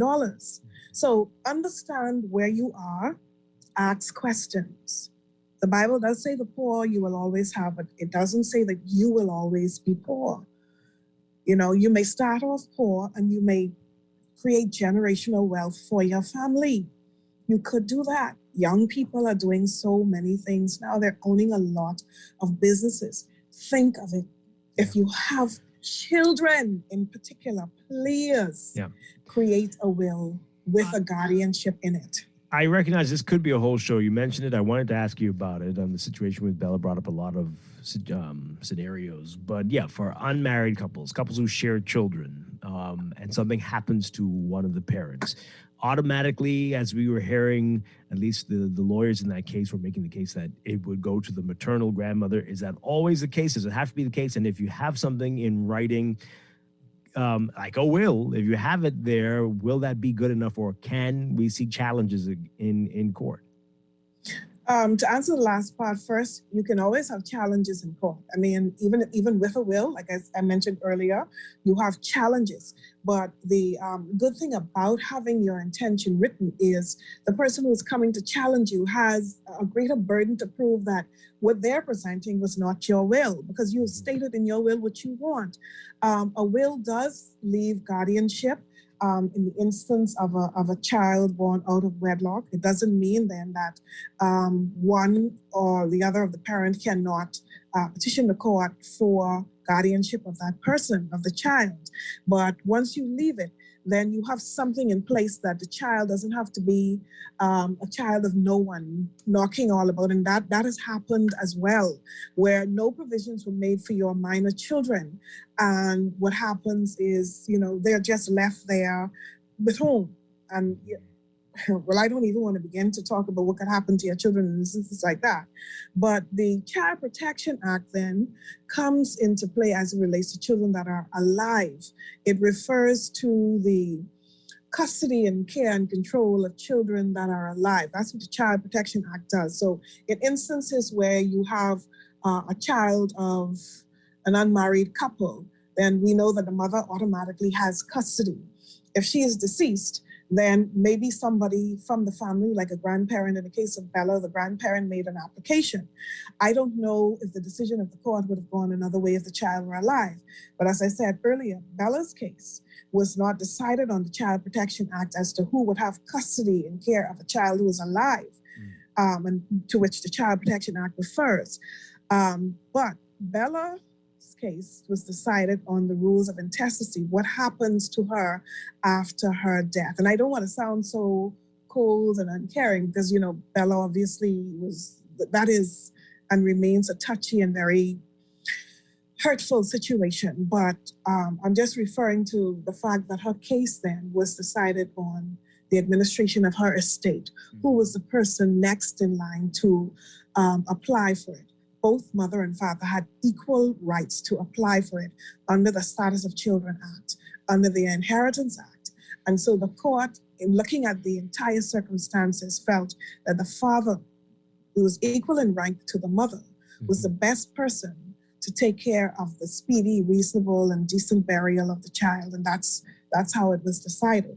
But to get back on the topic again, like I said, and then there are persons who have digital assets. And I see this happen all the time on Facebook. When people die or something, their family members die, certain persons grab a picture from their Facebook page and they just spray it all over the place. I don't know if anyone has ever, I'm not aware of any case where people have actually brought someone to court on the rights and protection of the privacy of that person's digital asset. Mm-hmm. That picture is my digital asset. How are you able to grab a picture of me and then put it up there and create a story about me afterward? It hurts so many persons. Then you're looking at things like cryptocurrency, which is, I guess, the new vogue topic. But you can make provisions for that as well. You can include it in your will, but you have to go a step further and, tell your beneficiaries how to locate your private key and, things like that in order to get access to it. Mm-hmm.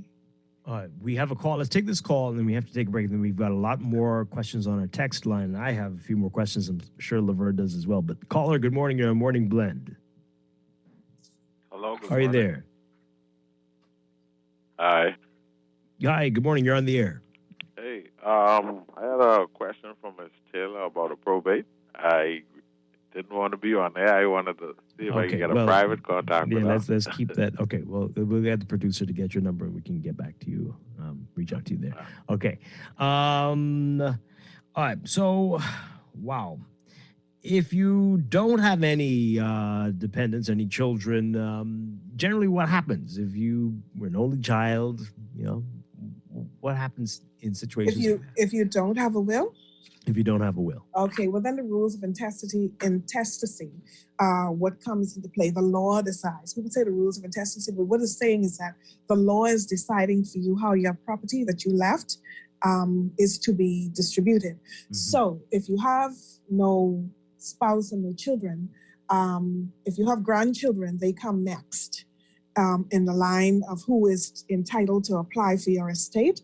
After the grandchildren, then you have mother and father, and then you go down to nieces and nephews, cousins, and until the law finds some relative of yours to be able to take, your property. They don't want it to escheat to the crown anymore, where if there was no one named, the crown automatically got the property. So the laws and the rules of intestacy try to make provisions for someone in the family to be able to do that. So if you leave no will, or if you leave a will and not all of the property is covered, the property that's not covered in your will then goes to those persons entitled in the order that they have it in the act.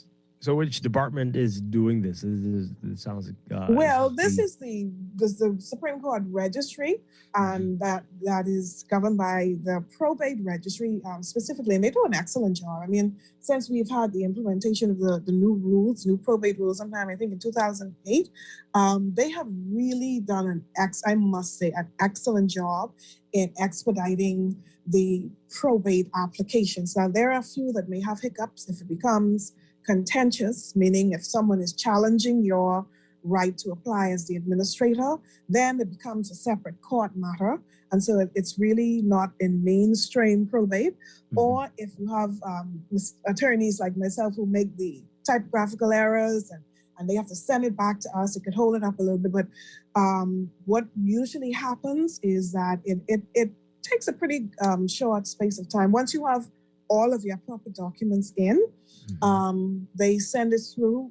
So it went from being years waiting on a probate to sometimes months or even less if your probate application is properly done and you have everything in place. But also, speaking of that, and I'm speaking fast because I know we're short on time. And like I say, this is only me again sounding the alarm bell. Please, people, set your house in order. If you don't leave a will, then, and if you have children, let's say you have no spouse and you have children, you have this contentious issue of who will be the administrator. Children who normally got along when it comes to property, things, money, whatever, suddenly teeth and tongue falling out. Wow. And the courts will only recognize 4 persons, all right? 4 persons who can apply, up to 4 persons who can apply for to be the administrator.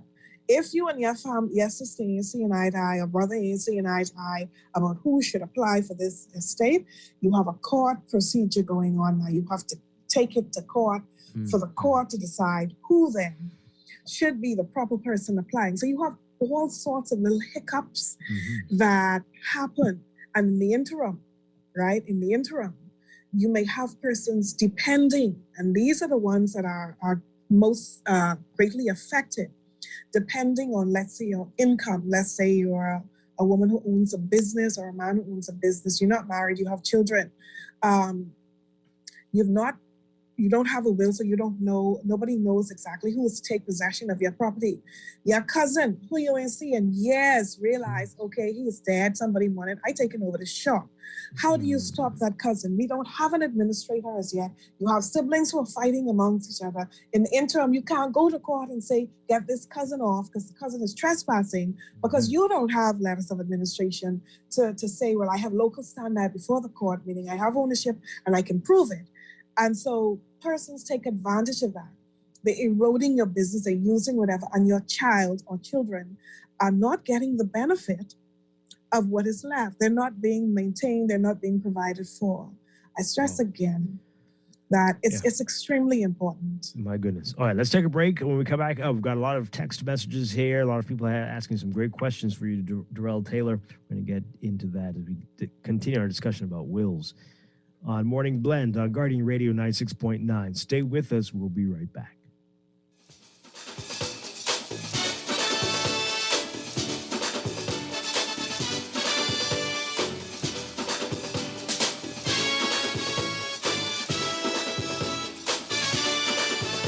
Do you worry that you or your loved ones may get COVID-19 and possibly die from it? Getting a COVID-19 vaccine can lower your risk of severe illness or death from COVID-19. The Johnson & Johnson vaccine is available, and you only need one shot. One and done and fully vaccinated for now. Talk to a healthcare professional about your concerns and about getting vaccinated. To be safe, continue to wash your hands, wear your face mask, practice physical distancing, and get vaccinated. This message has been brought to you by the Ministry of Health and this radio station. Food security is a challenge for many. Now in a pandemic, many more are unsure of their next meal. Through their Feed 5,000 program and a $20,000 donation, AML is working to ensure that everyone has a meal for the holidays, and they're inviting you to help. Now until December 17th, visit any Solomon's, Costrite, Fresh Market, or Domino's in Nassau or Freeport, and Exuma Markets in Georgetown to donate and help feed a family in need this Christmas. No amount is too small. Remember, we're all in this together. What does Christmas mean to you? What about the joy and satisfaction you get in starting the home projects you've wanted to do all year? CIBC First Caribbean helps you make your Christmas wishes come true with easy and flexible financing on personal loans. Apply online and smile all the way this holiday season. Visit CIBCFCIB.com for more information. Terms and conditions apply. It's that time once again. The Access Accelerator Small Business Development Center presents its third annual Christmas Showcase. Join us December the 11th from 3 to 9 p.m. at the old Phil's Food Service store on Gladstone Road, which will now be Access Accelerator's new location. Prepare yourselves for a fun-filled day with food, amazing products, music by some of the hottest DJs, and a Junkanoo rush out to close out the show. December the 11th at 3 p.m. See you there. This is Guardian Radio 96.9 FM. Fresh news, smart talk, all day.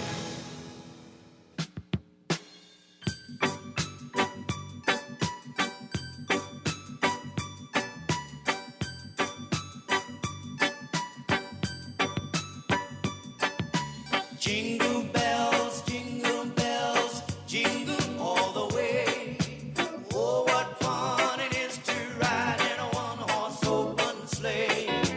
Jingle bells, jingle all the way. Oh, what fun it is to ride in a one-horse open sleigh. Dashing through the snow in a one-horse open sleigh. Over the Good morning, Blend. On Guardian Radio 96.9, Dwight Strachan along with Laverne Gardner. We are talking with attorney Darrell Taylor about the effects of not executing a will. Some people will say, Darrell, we were talking about this at Christmas time before. Christmas is just days away. But you never know. You never know when something unfortunate tragedy will befall you. And you have to be always thinking about that. And I think I agree. COVID showed us. I agree. It is a more festive season, but I want you to take the time, even during the holiday season, to speak with family members as you get together. Speak about things like this. This is an opportune time to do just that.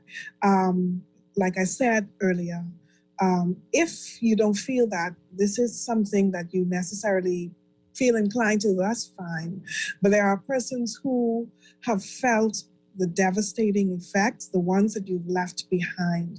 I'm specifically appealing to persons. It's also close to the end of the year as well, when people sit down and reflect on life, family, children, things like that. So as you're reflecting on the wonderful, wonderful season, please also reflect on what impact, what inheritance you want to leave for your children.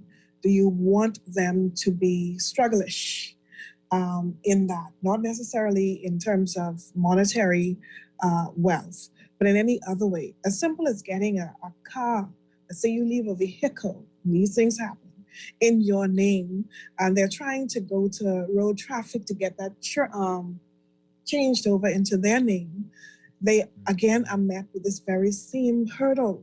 The traffic will say to them, look, do you have letters of probate? What do you have to prove that this vehicle belongs to you? This is a recent case that I had that came to me where the car was transferred so many times, and the last person died while they were, well, not while they were, but like they were in the process of transferring title. And I mean, as close as it was to it, road traffic has sent them away saying that, look, you need to have letters of probate in order to do that. These things may appear to be morbid at this time, but think of it. I mean, this is not for you in that you won't be alive to have it, to see it done. But certainly, if you care about those you leave behind, and it's only if you care, then make provisions for them to have at least to be able to grieve properly if something happens to you. And I mention it now because a whole lot of challenges are coming forward with COVID-19 persons who died as a result of COVID-19. Like I say, there are so many things that none of us know when our time will be. We don't know. You understand? And so with this type of pandemic and disease on the rise, it doesn't look like it's going anywhere right now. You definitely want to consider these types of things. Set your house in order. Definitely. All right, let's get some of these questions in here. A couple people asking this. If I don't have a lawyer, can I do my own will? Do I have to have a lawyer? How does that work? If you don't have a lawyer, you can do your own will. You can definitely do your own will. In fact, the probate rules now make provisions for you to apply for your own probate. You don't need a lawyer to do it. The difficult thing with both of those processes, you want to ensure that you're doing it properly. With a will specifically, and I will cite this example, where I've seen a professional prepare a will and use words such as, I leave the house, or I devised the house on Mount Pleasantville Road to my daughter, Jennifer Doe, in fee simple absolute, comma, after which I leave it to my granddaughter, Shanique DeVoe. Now, they may seem like nothing to you as the layperson, but in that one sentence, the drafter of that will has created a confusion. When you use the words fee simple or fee simple absolute, you've given an outright gift to the first person. But then you come back with a comma and say, then to her daughter, Shanique DeVoe, or whatever name I had earlier. It suggests that you only given the gift to Jennifer during her lifetime. Which gift are you giving her? Are you giving her a gift in fee simple absolute, which is an outright gift that she can have and she can do whatever she wants to do with the house in Mount Pleasantville? Or are you giving her a life interest where she can have that house for the duration of her life, and then you want it to go to your granddaughter? So it makes sense then for something that is so important to be done properly. All right? And you find that, well, I don't know how other persons, I find that sometimes when you actually go to deal with the will, and sometimes people don't have two witnesses to the end. And if you have two witnesses who signed, one came yesterday, the day before and the day after, those things make it invalid. So you don't want to run across that problem. And there are so many lawyers out there. It's not as expensive as I'm aware to create a will as people think. All right. And you could shop around. You don't have to, you're not confined to 5 lawyers anymore. So you could shop around for the best price and have it done. Okay. So do you have to have it registered? You mentioned witnesses. Can I have 2 people witness it and then put it in my drawer and say, if anything happens to me, look in there? Yeah, you can, that's funny. You can do that, but you need to, make sure that someone is aware of it, and then you got to watch out for roach, and people sometimes put mothballs, your grandparents used to put mothballs in the drawer, and before you know it, the paper is rotted away or rat bite it or something like that. So, where you store Or is somebody extremely- moves it. Well, And that's changes how it. exactly. And changes it. And yeah. changes it. Well, yeah. Yeah. Yeah. Okay. Okay. But I'm just yes, that's quite possible. But in terms of registering it, yes, you can register the will. The thing with registering the will is that it becomes public, and so what you have in it, people can see. So, But that's not required. You don't no, have to do that. it's you don't have to do. That's not a requirement by law that you register your will. But there are some lawyers who would keep the original for you and let you take a copy, so that you can have it. But you want to keep it if you're keeping it yourself, you keep it somewhere safe. There are some firms who have like fireproof safe. They invest a whole lot of money in those fireproof safes, which are built of the same materials as a black box in an airplane. So in case of fire, etc., they are very costly, but it's worth it. Yeah. Because there's you can keep it yourself. It's not. Wonderful. Yeah. We only have a couple minutes left. This one here, these people, oh boy. This person says here, can you ask Darrell Taylor, if I have a wife, can I write her out my will? And what if I have outside children? Do they have a right to my property? The answer is yes and yes in different circumstances. Yes, you can. Persons have written so many persons out of their will, and they state why. I have deliberately left my wife out of my will because she has not showed me the love, care, and affection that a wife should. And during my illness, she didn't do this and she didn't do that. You can actually state that. You can do with children. You can state that in your will. And your outside children, even if you have a will and you've not made provisions for them, like I mentioned earlier, what you have is a number of persons challenging the will and saying, look, even though he has his will here, I am the dependent of his. He took care of me. Here's my birth certificate. He signed for me. I'm an outside child. Well, there's no really outside child since the Status of Children Act, but you can petition the court for some provisions out of the estate. Excuse me. And you can do that. So, and then if you don't have a will, then they are on equal footing with all of your children, in or outside, however you choose to class them. So it depends on what situation you leave behind. Yeah. So there's a yes and yes, depending on the situation. All right. And how often this is our final question. We got to go. But you mentioned the challenges. How successful are these challenges normally? You've got a will.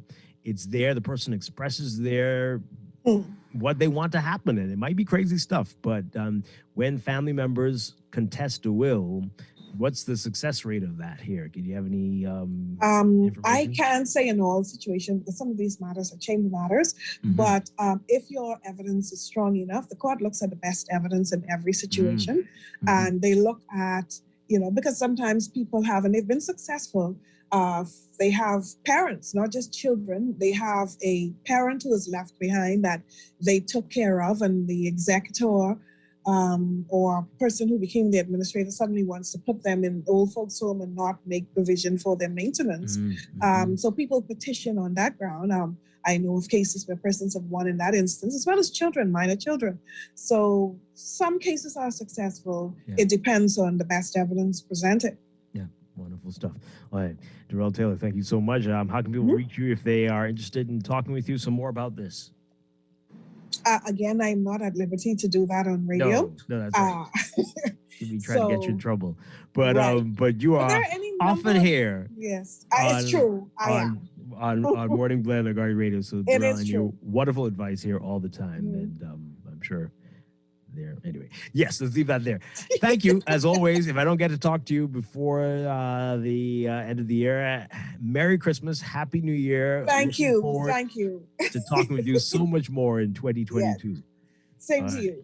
All right, we're going to take a break for news and be back with Morning Blend Business. We've got BTC CEO Andre Foster with us. You don't want to miss that. Stay tuned.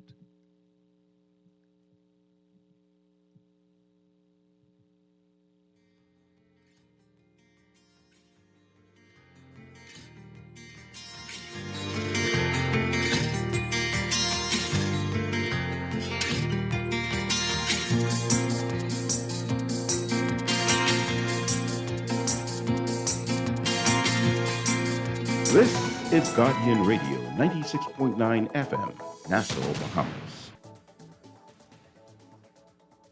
This is Guardian Radio, your station for up-to-the-minute news, intelligent, interactive, and engaging conversation. 96.9 FM. The views and opinions of the hosts and guests are their own and do not necessarily reflect the position of the management and staff of Guardian Network. Wake up, it's a new day. Wake up, it's a new day.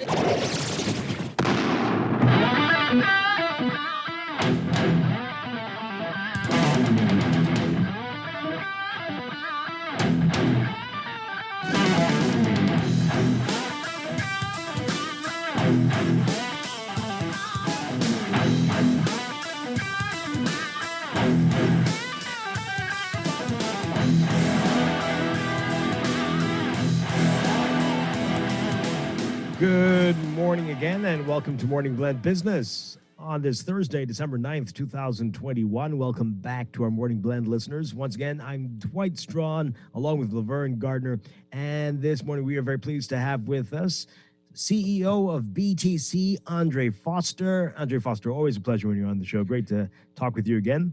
Hey, good morning, Dwight. Good morning, Laverne, and great to be here with your listeners across the archipelago. Hey, we are winding down the year 2021, and what a year it's been. What a year it's been. It has been indeed. But we still have been able to achieve a lot of greatness, and I know it's been a big year for BTC. Let's talk about that. The last time you were on, you were talking about some of the improvements, especially with fiber, the fiber rollout that's expanding, and some other exciting things. Just tell us about that and how that is going right now. Dwight, listen, I'm so proud of the progress that we've made over the past 9 months, quite frankly, of getting more fiber to the home to more communities in New Providence, as well as in some of the family islands, quite frankly. So we talked a bit about what we've done in places like the Exumas, where we've got, Black Point, Staniel Key, now with fiber to the home available to them. But even in the Abacos, we started to deliver to places like Green Turtle Key, to many areas in the Marsh Harbor area now with fiber to the home available to them.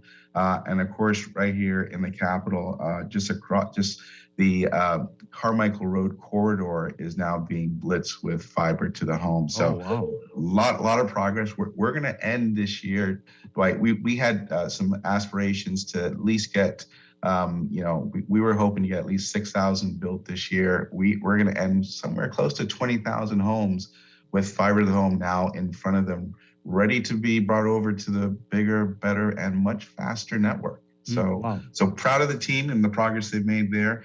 And certainly some of the great products that we now have across that network.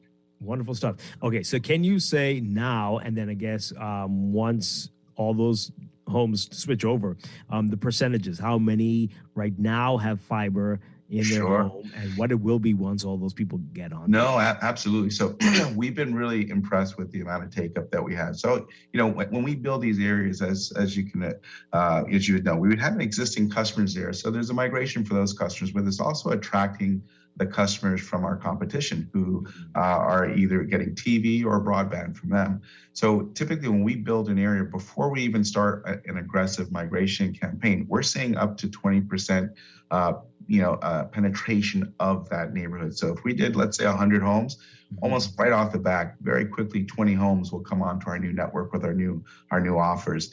And we try to do it in a very, surgical manner. So we go into the neighborhood with our sales teams. We try to make it very easy for our customers to learn about the new product. So again, we're coming into the neighborhood with a minimum of 100 megs of service. So again, you get a minimum of 100 megs of service. You've got lots of upload speed for folks. All right, so slow down a little bit. So there are people who won't understand how significant that is compared to what they may be seeing right now. So 100 versus... Well, versus 30. In some cases, if you're lucky. And by the way, we are, our claim to fame is we start where our competition finishes. So they top out at about 100. We start there with this new network, and it goes all the way up to 600 megabits per second. So, so tremendous amounts of capacity. And look, this is the Christmas season, right? So we expect to see, lots of, game consoles coming into the market. Kids are doing a lot of online stuff, especially with school, so you need that kind of bandwidth in the household. Plus you got all your streaming services running with that. So that's why we see that big take up as soon as we build out a new area. And I get inundated on a daily basis. When are you coming to our neighborhood? When are we going to get fiber to our neighborhood? So we're pleased to say we're making good progress there. And we're going to continue that overbuild of our network straight into 2022. We have an aspiration to make sure that the entire New Providence, Grand Bahama, the two major islands get finished next year, and certainly by 2023, every household that we service will be fiber to the home. Yeah. Well, Dwight, I'm going to interject here. I knew it was coming. You were waiting because, of course, I want an update in Grand Bahama and then specifically an update in South Bahamia. That's where the bird is right now. So South Bahamia is on the drawing board for us in 2022. The Bahamia area is a mix of underground and aerial. So that makes our construction be a little bit more complicated, but something that we are able to tackle. We have all the right people, all the right tools to get it done. But certainly in Grand Bahama, we got a lot of work that's been done. We delivered quite a few areas just recently. The one that we just did at Mayfield Park. Sorry, I was just had a lapse here. Mayfield Park, big area that we just expanded services into in Grand Bahama, and certainly we're going to be targeting the Freeport area, trying to get all those underground areas and all those businesses connected to our super fast fiber network. So a lot of work going on there, Laverne. Yeah. So what happens in new areas? Are you going underground, or does it depend? How does that? It really does depend. So let's take for example in the Abacos. Because of the devastation there, we did build a lot of infrastructure underground.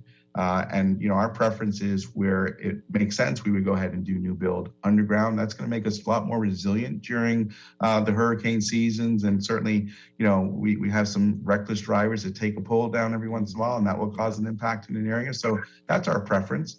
But certainly from the perspective of what we do is when we overbuild, we will follow the existing copper infrastructure that's there and replace it with our fiber infrastructure. So if it's aerial to your neighborhood, it'll be aerial when we put our new fiber infrastructure in. Those aerial areas are pretty fast for our teams to build. And you'll see guys actually all through December working in neighborhoods.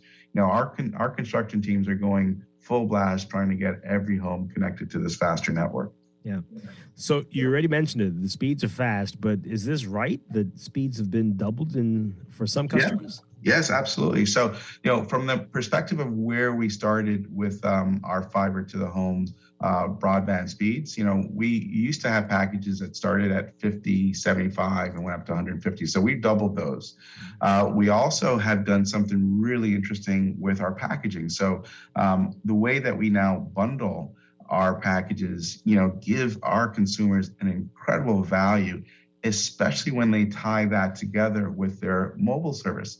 So when you take our bundle package, and we have a package which is our Extreme 150 for $99, you get basically 157 channels, all digital IPTV. And when I say crystal clear, perfect viewing experience. Of course, you get unlimited voice.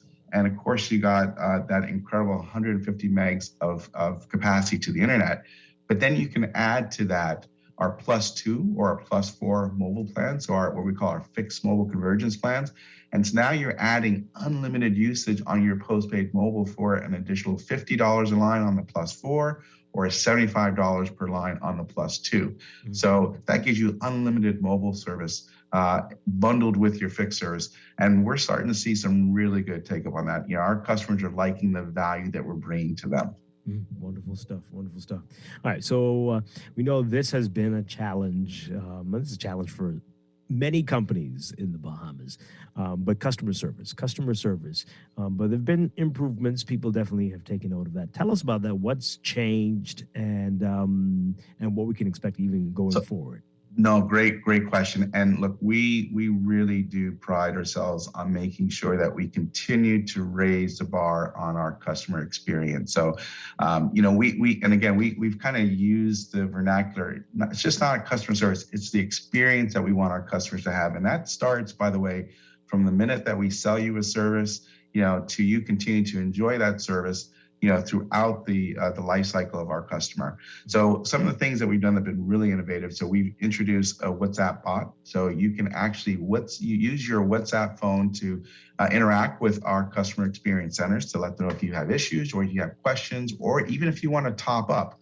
And all of that is automated through WhatsApp. You just WhatsApp to our 225-5282 number, and you will automatically get responses from our bot. And if needed, an agent will be connected to you to continue that conversation if there's something that the bot can help you with. Our vision is to make sure that we provide amazing concierge service. So we've got our virtual stores. So you can actually call them at 577-SHOP or 424-SHOP. They're there. They're always available to deliver a product to you, or even a SIM. They do a good mix of both support, but also sales, and help our customers get what they need and get it delivered to them. And one of the things that we're really focused on, and I say this I've been saying this very openly, we want to become almost like an Amazon type experience. When I talk to any of our customers, they say, when have you ever had to call Amazon? And they say, I never call Amazon. But we want that to be such a seamless experience with BTC that you can get a hold of us through any medium you want. You can still call us, but that service, you can have the dependability of service being given to you where you are, in the manner that you want to receive it, and in a predictable time frame. And that's our focus. And we've got big plans for 2022 to continue raising the bar on our customer experience. Yeah. And I know we've talked about it before, but the pandemic and the way we do business, things that have changed forever as a result of the lessons of this. Tell us more about that. Yeah, no, I think for us, we've experienced, a number of changes within our business as a result of the pandemic. So, like even to this day, we're heading into close to 2 years of COVID having the impact it has on our lives, right? And most of my workforce have, and when I say most, like 90% have been working remotely for the last 2 years and doing an amazing job. We even have taken an opportunity to rethink of the way that we engage our workforce and even our workspace. We've just done some renovations in our Paul Track facility, and we're going to start to, populate that with folks on a hybrid work pattern starting in the new year. But even from a customer perspective, customers want us to come to them. So we've introduced a mobile store. You'll see it around town. We've got it on our Facebook. You can see the locations at mobile stores. And when I say it's the slickest mobile store in the country, I think I'm not even doing myself justice. It is state of the art. And we have more of those coming, not just here in New Providence, but to some of the other islands. So we really feel that, the change for us is we expect customers to still want to come to our brick and mortar. We expect customers to continue to call us on the phone, but we want to change that experience where it becomes a lot more digital in the future. And we're going to be doing a lot of things to help our customers with that transition so they can get that seamless Amazon type experience when dealing with BTC. Yeah.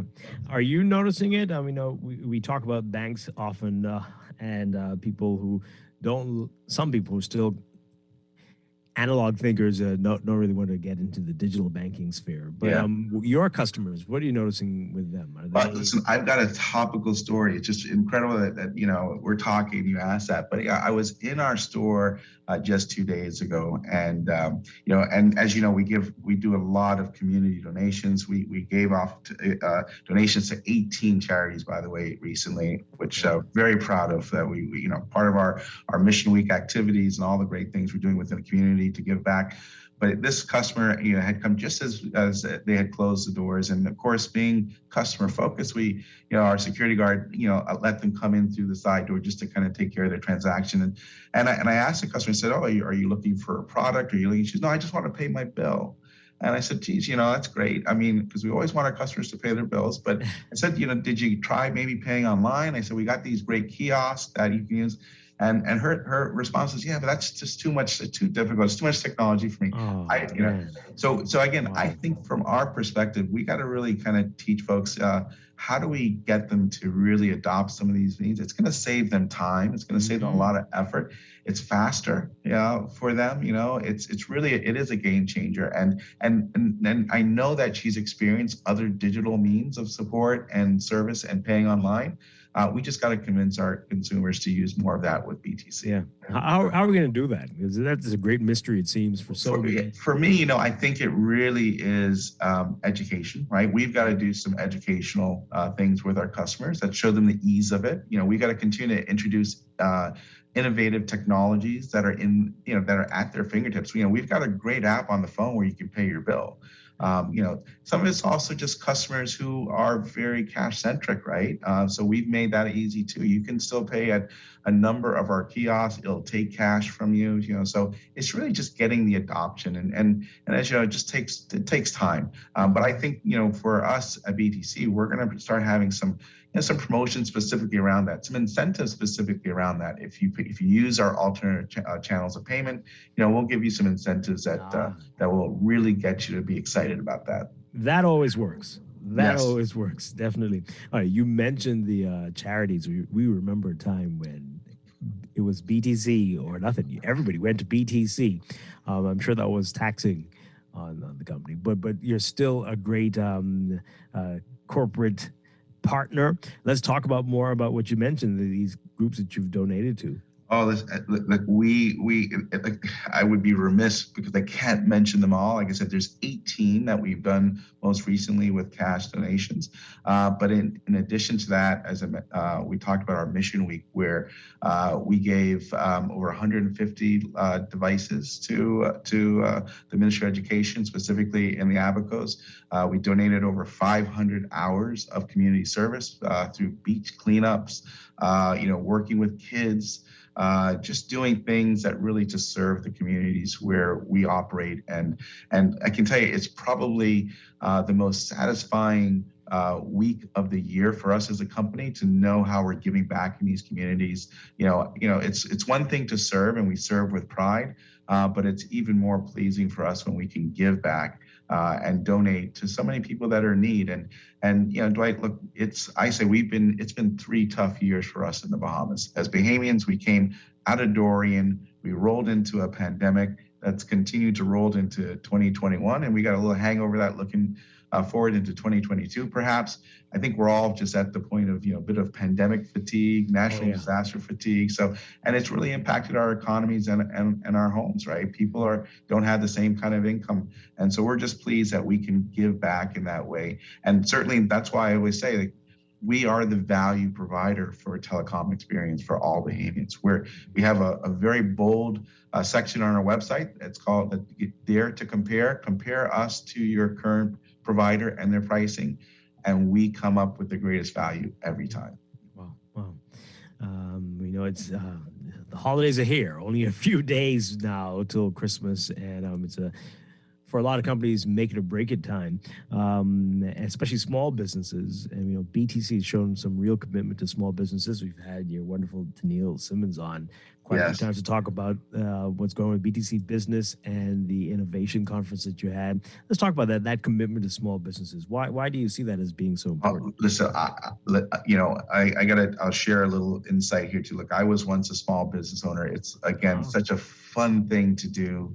You are your own boss. It's just great. And it was something that I shared with my family, right? My kids were involved in it. It was such a great learning experience for them. We know that small businesses are the lifeblood of our economy, right? Especially in these small island nations. Whether it's the tuck shop, or whether it's, like the guys that are making, conch salad on the side of the road, they need telecommunications and they need to have a presence, especially in the digital space. So we've done some amazing things on the SMB side, and you talked about our superstar, Tennille. She's done an amazing job focusing on that segment of our business. And the innovation conference, as you mentioned, look, we were so pleased to have a local company that was a third place runner-up that did great. Caribbean cuisine, which had a Yes. really innovative way of bringing our cuisine to persons either visiting or virtually. So it just was an amazing experience for us. So we think that we got to continue to invest and provide great tools for them. So some of the packages we provide a free website and even some basic e-commerce capability. Again, completely free as a part of the subscription that you get for your telecommunications services as a small business. And we're going to continue to drive as much innovation into that segment of the business. We know how important things like social media are for them, so we help to give them the tools to be successful in the social media space. So we're excited about it. We continue to support the Innovation Conference this year. In fact, the Innovation Conference, and this is where again Bahamians shine. We started the Innovation Conference that was adopted by our parent company and taken throughout the Caribbean. Wow. So this was the first year that it was Caribbean wide, and we had it in every country. We were the final leg. We had the best part of it. We certainly had the pitch, which was a part of it, where we had folks, pitching their businesses, and that's where Caribbean Cuisine won their award. But look, it's just satisfying to know that we're starting to build a foundation that's going to grow a small business in the Bahamas, and exciting for us to be a part of that. I want to talk about some of the Christmas specials going on. But before we do that, let's talk about the future. Next year and beyond, what the picture is looking like for telecommunications in this country and beyond. And 5G, people, we're always talking about that. But when that's going to come here, we've heard the government say some interesting things about what they're thinking about building the platform themselves and having the companies here, I guess, lease or rent it. What are your views on that? And again, the future beyond? Yeah, no, great question. And look, we have a great working relationship with the new administration. We had an opportunity to meet with the Honorable Prime Minister in early November, and we've had a lot of dialogue with he as well as the Deputy Prime Minister on things that we can do to support their aspirations. When you look at the PLP blueprint, their blueprint for change, there's so much technology that is interwoven into their plan. And so we commend the administration on their forward thinking in that regard. And we certainly look forward to being a big part of making that come to fruition for them. We feel that we can be a great partner from the perspective of what they want to do to, make sure that they have that national backbone available, because, BTC is the connectivity for every island. We feel that we are in a good place to help them deliver 5G. And I've said this publicly, and I'm sure my competition would agree. We want to make sure that 5G is built in a collaborative way, because the one thing that 5G does bring with it is you need a lot more towers.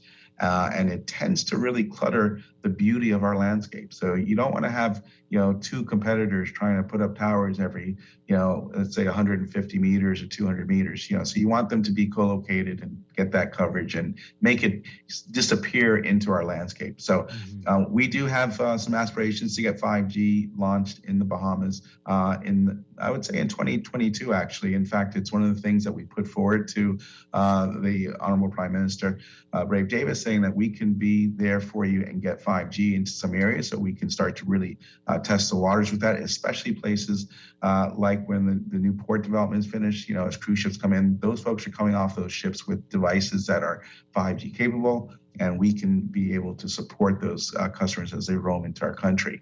And then, I think beyond that, 5G is going to be really riding on the foundation of this super fast fiber infrastructure that we are building throughout the archipelago. So as we continue to, and so when we talk about fiber to the home, I know that it's not completely obvious to everybody because they're not telecom engineers, but that is the foundation for us to build greater services for the future for every community. So when you see fiber to the home coming into your area, that is the foundation by which we will then continue to deliver advancements like 5G and and the later versions of the next mobile network, the ability to provide a faster connected home. and to provide more innovative services over a medium that is not going to be so prone to deterioration as we had with the copper infrastructure. So that landscape is changing. And one of the things that I feel strong about is, we've got to make sure we continue to differentiate the services that we are offering to our customers so that they're getting the greatest value, but they're getting something different from BTC. And that's what we are really focused on, is making sure it's differentiated in a positive way for our customers. So you're prepared to build it out yourself, or with the partnership from the other telecoms companies, or the government's idea about letting them build? No, we feel that the best thing to do is actually have some collaboration with us and the other provider. It's a big investment for, I think, the government, and I do believe that, if they were to go that route, it would probably delay things more, because you're going to bring a third party to the table who doesn't know the existing landscape.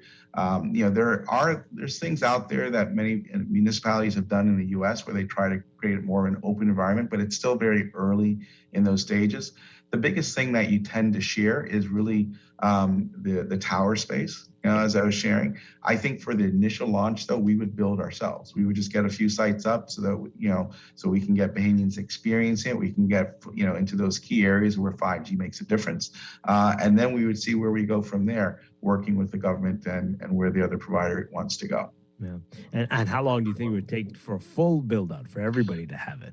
Look, 5G for us is, it's what I consider to be a bit of a forklift upgrade. So this isn't lighthearted. This isn't just changing some software. This is, new antennas, so new infrastructure. It's, the core of the network itself, the brains of the network. There's a lot of infrastructure that gets invested there. It's a bit of a roadmap. I'd say for a full rollout across the archipelago, you're probably talking anywhere from 18 to 24 months. And a lot of that is highly dependent on, again, you would go into the denser areas first. So if you want to go to, let's say into Acklands and have 5G, that might be at the tail end of where we actually deliver 5G. And certainly from the perspective of where we are today with our 4G, our LTE plus technologies, you're getting pretty good speeds on those networks, up to 125, 150 megs of speeds off of that mobile network. So there's still legs left in it. Yeah. All right. This is exciting. And any other innovations you see coming? Any big changes, the game changers over the next 5 years or so, or further out? I think for us, the biggest game changer for me continues to drive the home connectivity. What we see happening in the home space, and you even see it happening with Meta, or what was formerly now Facebook, but Meta, there's such a push on virtual reality and connectivity. Those solutions only work if you've got great connectivity to your home. So I do believe that our focus is the right one, to make sure that we've got the fastest connected home. And then we expand that mobile experience with a very fast LTE or 5G network. And then the applications will come. The new applications will come, whether it's virtual reality or whatever the next innovation is going to be. Mm-hmm. Wow, exciting. All right, so Christmas is here, as we said. We've got some specials going on right now. Tell us about that, as people are, all excited about what they're hearing, because we hear some very interesting ads. But what are you offering right now? Yeah, no, look, we've got so much going on around Christmas. So, our campaign, our Make Christmas Sparkle campaign, you would have seen some of the great ads we have. So we have Ray Calmer, the local, artist, paired up with Spice. And, it's all about, again, the broadband experience at home. So I mentioned we've got our great bundle for $99.99 that's on offer. And then, of course, we've got a tremendous amount of focus on the mobile side. So you can get handsets as low as $19, and we've got a good variety of handsets in our locations.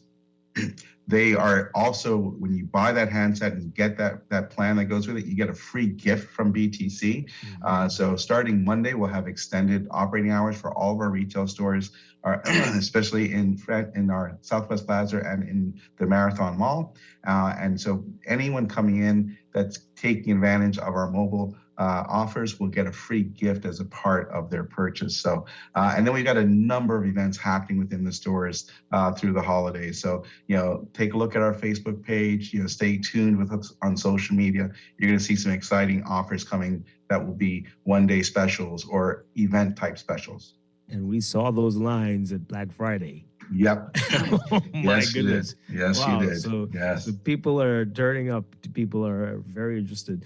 All right. And for business, anything special happening for business at this time? Well, we've got some great bundles happening on the business side. So as we talked, our SMB focus is definitely going to be trying to get customers on our new fiber network. And we got some great options there, which includes free mobile devices when you take certain plans. So all of our SMB teams are out in the field working with our SMB customers, especially on that Carmichael Road. We're really focusing on making sure customers in those areas get onto the upgraded fiber network and get access to the faster speeds as well as our mobile services. So lots of things happening in that space too. Wonderful stuff. Andre Foster, a lot of great information this morning. Thank you so much for being here and sharing it with us.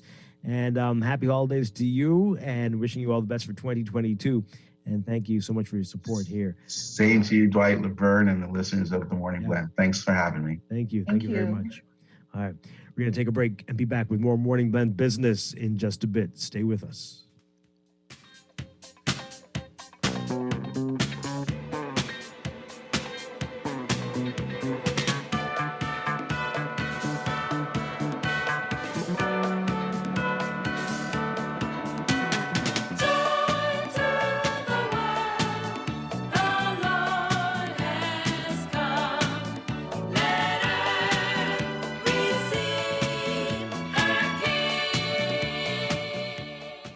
At Fidelity, the holidays are all about family, spending time with loved ones, and being thankful for the little things in life. Worrying about bills should be the last thing on your mind, especially during the holidays. Let Fidelity help you get your bills under control. Fidelity can also get you started with a real savings plan that actually pays you interest. The only thing you need to think about is what you will do with the savings in your pocket this Christmas. Now that's what I'm talking about. Fidelity Bank is here for you this holiday season because you are family, and family is important to us. This traffic report is brought to you by Shield Insurance and Prudential Loss Adjusters. Want to look at traffic this morning, and we see that things are progressing well for the morning commute. Southwest Gateway is looking familiar with traffic that's leaving Gladstone Road, getting out of there onto JFK. Same thing is happening at Tomatomala Highway due to the help of Tony William Darling this morning. And it's a bit easier to get through the traffic light at Blue Hill and Carmichael Road, and eventually over the hill into the Tony William Darling roundabout below. Remnants of the morning commute traffic still showing on Independence Drive, the west lane going into the Blue Hill Road roundabout, and the east lane going into East Street. Same thing is happening for the traffic flow along Marathon Road, consistent flow headed into the Wolf Road intersection, going into the city, and what's happening on Soldier Road, going into that Wolf, Village, and Burnett Road intersection. Burnett Road still having heavy traffic flows leaving, getting to that intersection as well. And the Eastern Road traffic on the way down, but still hefty traffic lines leaving there to get out onto Shirley Street. West Bay Street by this time, more crowded, starting with the traffic coming along West Bend before you even get into the Saunders Beach roundabout. Now, even after, the traffic has slowed down coming into the city. In 30 minutes or so, the morning commute will be entirely over. So far, nothing has come into our traffic control center of any incident, accidents, or things that may cause your route to be different this morning or detour you in some way. This is National Traffic Report, the service of Garden of Eden in Eastwood, where you can get delicious Bahamian breakfast and lunch. Remember this number, 819-5574. That's 819-5574. Because every Thursday through Sunday morning from 7:30, you can enjoy the best pork and stew on the island all day, at least until 3 o'clock. Delicious Bahamian breakfast served with grits or Johnny cake. Call 819-5574. That's 819-5574 for easy pickup and directions. With your Ride the Sky look at traffic in real time, I'm VANN. Michael was in a horrible car accident. Prudential Loss Adjusters managed his claim and got him the settlement he deserved. Sierra's roof received hurricane damage. Thanks to Prudential, she and her kids are happy with their claim settlement. Tammy fractured her ankle in a slip and fall. Prudential saved her time, money, and peace of mind. Prudential Loss Adjusters are here for you whenever a tragedy strikes. Call 322-4026 now. Protect the things that really matter to you. Shield Insurance is the insurance company that grows with you to meet your insurance needs through this beautiful adventure we call life.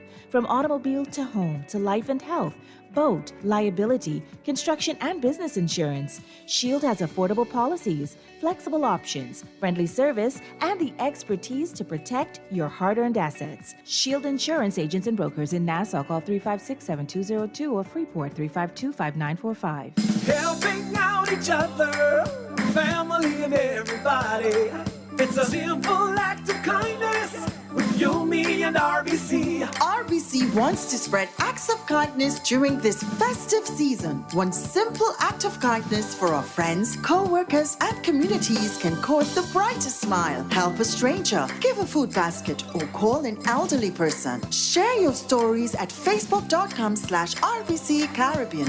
Acts of kindness, RBC. That's the sound of a bite-sized payment I made on my new laptop. Can I make a bite-sized payment on this amazing vacation? Yes, with Scotia Select Pay. Now, my big-ticket credit card purchases are more manageable with flexible bite-sized payments over 3, 6, 9, or 12 months at a lower interest rate. Scotia Select Pay allows me to better plan my expenses over time. The best part? No credit checks or financing application. Visit bs.scotiabank.com. Conditions apply.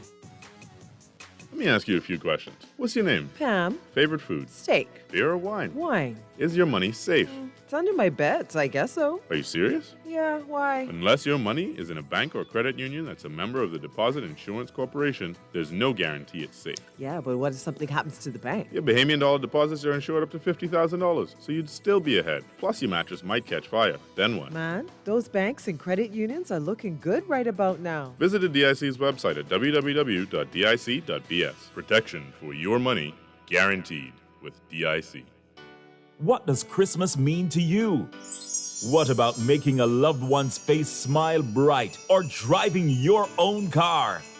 CIBC First Caribbean gives you up to 100% financing on auto loans. Apply online and let our auto financing take you places this Christmas. Visit CIBCFCIB.com for more information. Terms and conditions apply.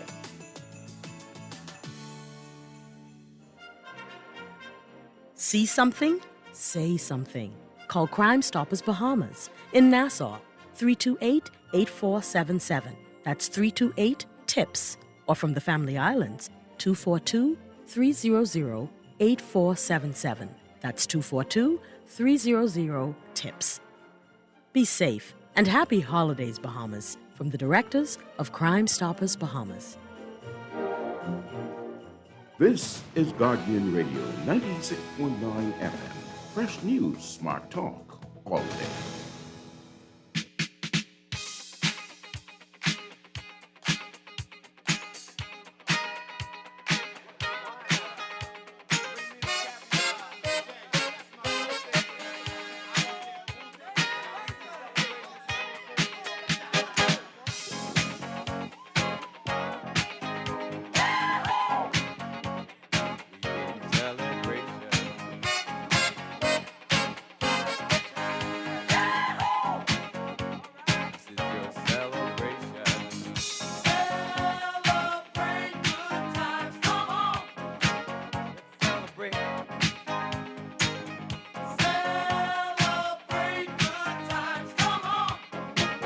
Rap music means it means it's time for the Bahamas COVID vaccination raffle drawing. We're back here on Morning Blend Business. Dwight Strachan along with Laverne Gardner. And did you hear our COVID vaccination raffle drawings now? Twice a week, Mondays and Thursdays during this holiday season, and Mondays and Thursdays. So that's when we're going to be announcing the winners of this amazing initiative, spearheaded by the U.S. Embassy of Nassau. And to be a part of it, all you have to do is register if you are vaccinated or even partially vaccinated. VaxBahamas.com. VaxBahamas.com if you've already gotten your vaccine. And that's all it takes, only a few minutes, and you'll be registered to go. So today we've got, clearly we're in a festive mood. We're giving away some libations, some things to help you get through the holidays. But drink responsibly, of course. So we've got one case of Colic Radler. Hey. Okay. And we've got 4 bottles of Gordon's gin. Oh, man. Okay, party time. Party time. That's what's going on here. So, Laverne, do you drink? I do not. Oh, see, this would be the day when your name would get called. You know, it really would. It would be the day. I do not drink. But I have no issues with selling. Oh, selling. Selling. Should I win? No, selling it? No, I'm kidding. No. Giving. It's Christmas. You got to give it. Give it. But and anyway. it isn't Christmas for me. Oh, dear. But what I think we should do is we should have a third drawing today. And what we should do is just give it to a co-host who perhaps had a birthday this week. Now, what will it be? Providing that it's not, libation. Right. So what would you want? Like today's Nassau Guardian sent to you? Is that would be what you'd be able to get? Dwight, really, today's Guardian. I read that online. Thank you. Okay. All right. Anyway, I don't know why I teased you there because your name is I don't know. Called. Your name is not being called. It never is. Well, don't say never. Never say never. We've got 2 lucky winners today. Let's give away that case of Click Rattler first.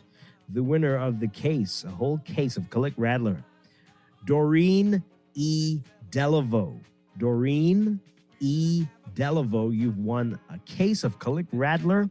Congratulations to Doreen, Doreen E. Delaveau.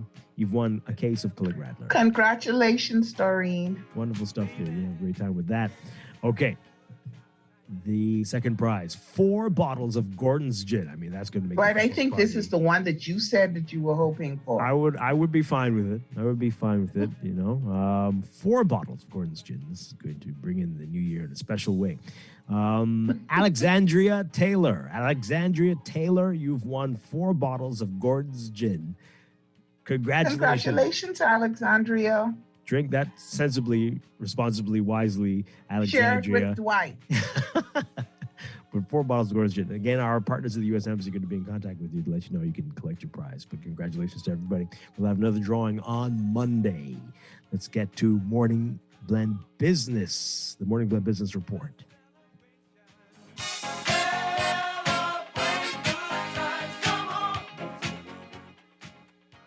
This is Guardian Radio 96.9 FM. Fresh news, smart talk, all day.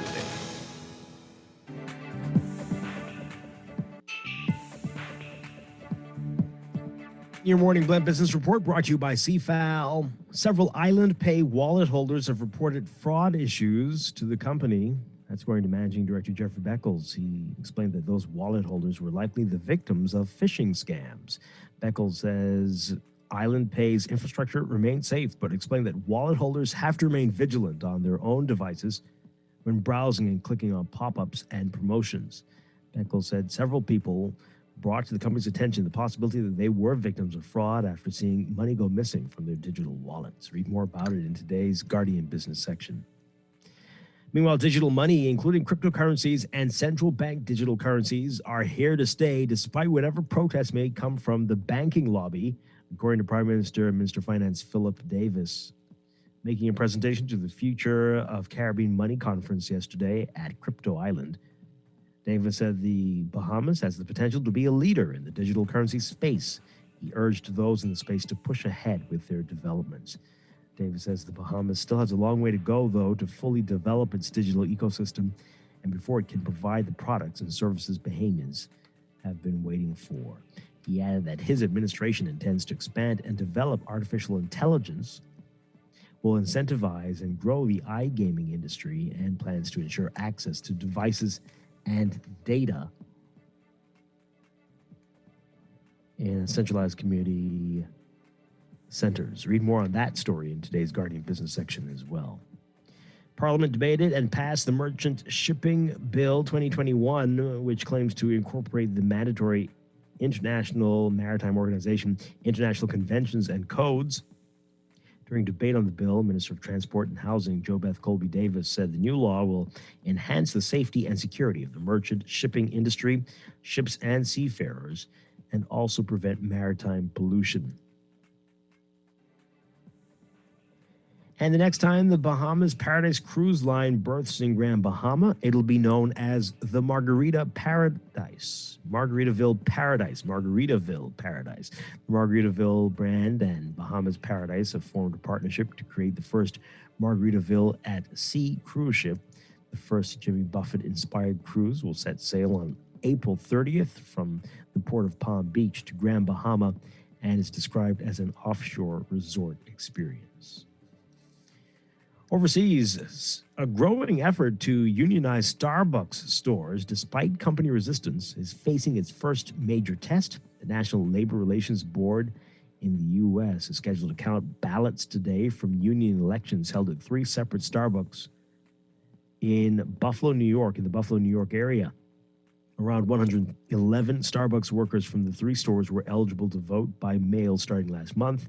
If the majority of workers at any of those locations votes to unionize, they could become the first union-represented U.S. Starbucks stores in the company's 50-year history.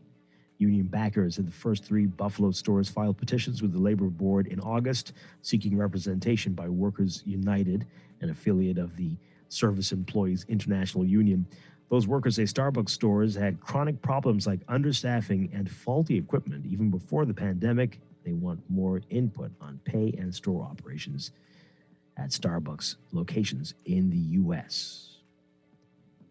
And Italy's antitrust authority today fining Amazon 1.13 billion euros or $1.3 billion, accusing the company of exploiting its dominant position against independent sellers on its website in violation of European Union competition rules.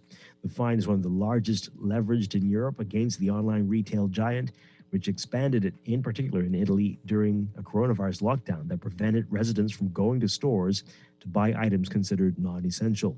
Europe has pioneered efforts to rein in big tech companies, most famously by slapping Google with multi-billion-dollar fines in 3 antitrust cases. The push is gaining steam worldwide as regulators and lawmakers take on digital giants over accusations of everything from stifling competition to failing to prevent harmful content from appearing on their platforms.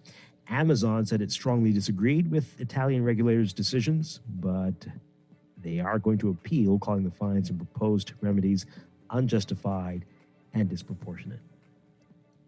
Closer to home, in your Market Watch recapping trading on the BISX from Wednesday, your market movers, CIBC First Caribbean Bank moving 12,000 shares, closing up 70 cents to $12. Focall moving 27,000 shares, down 1 cent to $3.51. Consolidated Water up 3 cents to $2.25. Emira Incorporated up 19 cents to $11.63. The BISX All-Share Index closing at 2,185.36, up 36.64. That's your Market Watch. And that is your morning business report, brought to you by CFAL, growing wealth for future generations.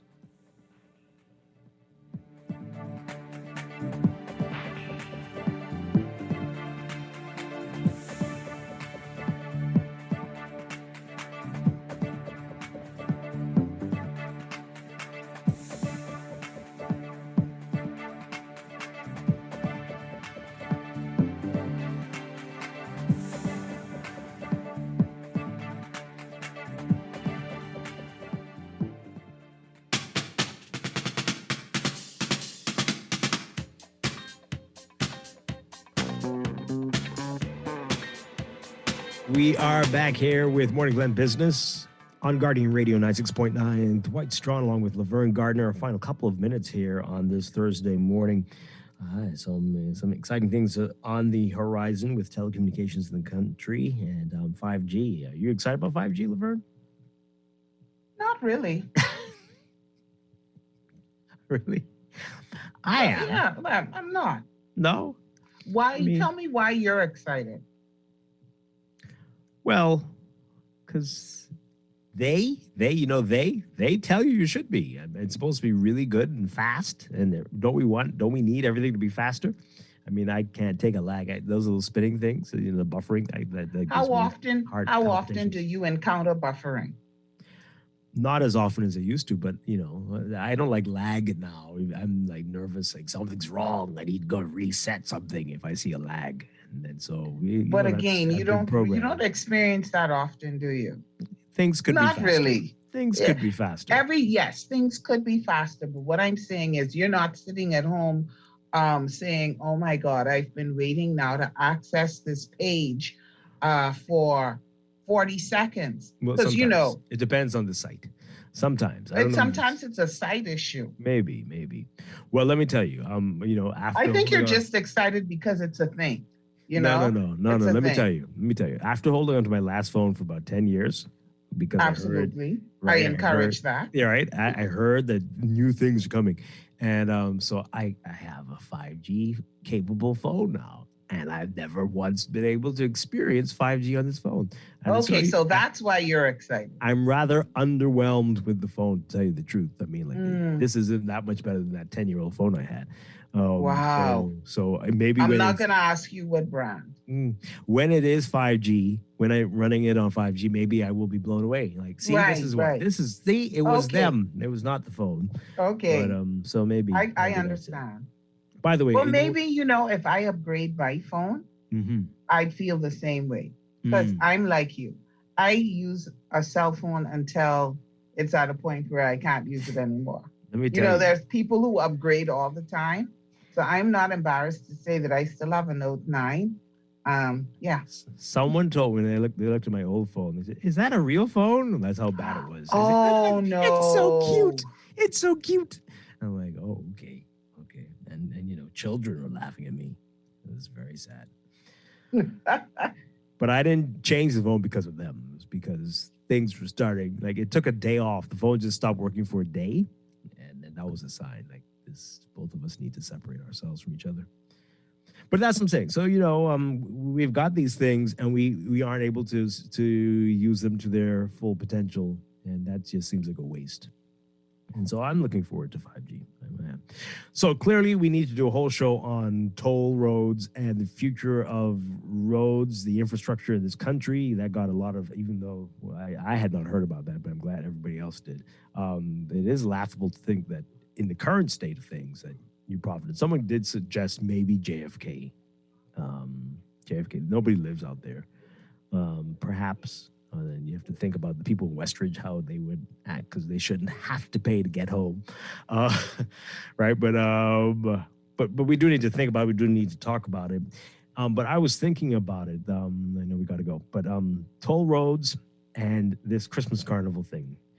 If you all don't see how ridiculous it is that central government officials are talking about these things, we've got something that's very wrong with the structure of the Bahamas. This is not something central government officials should be talking about.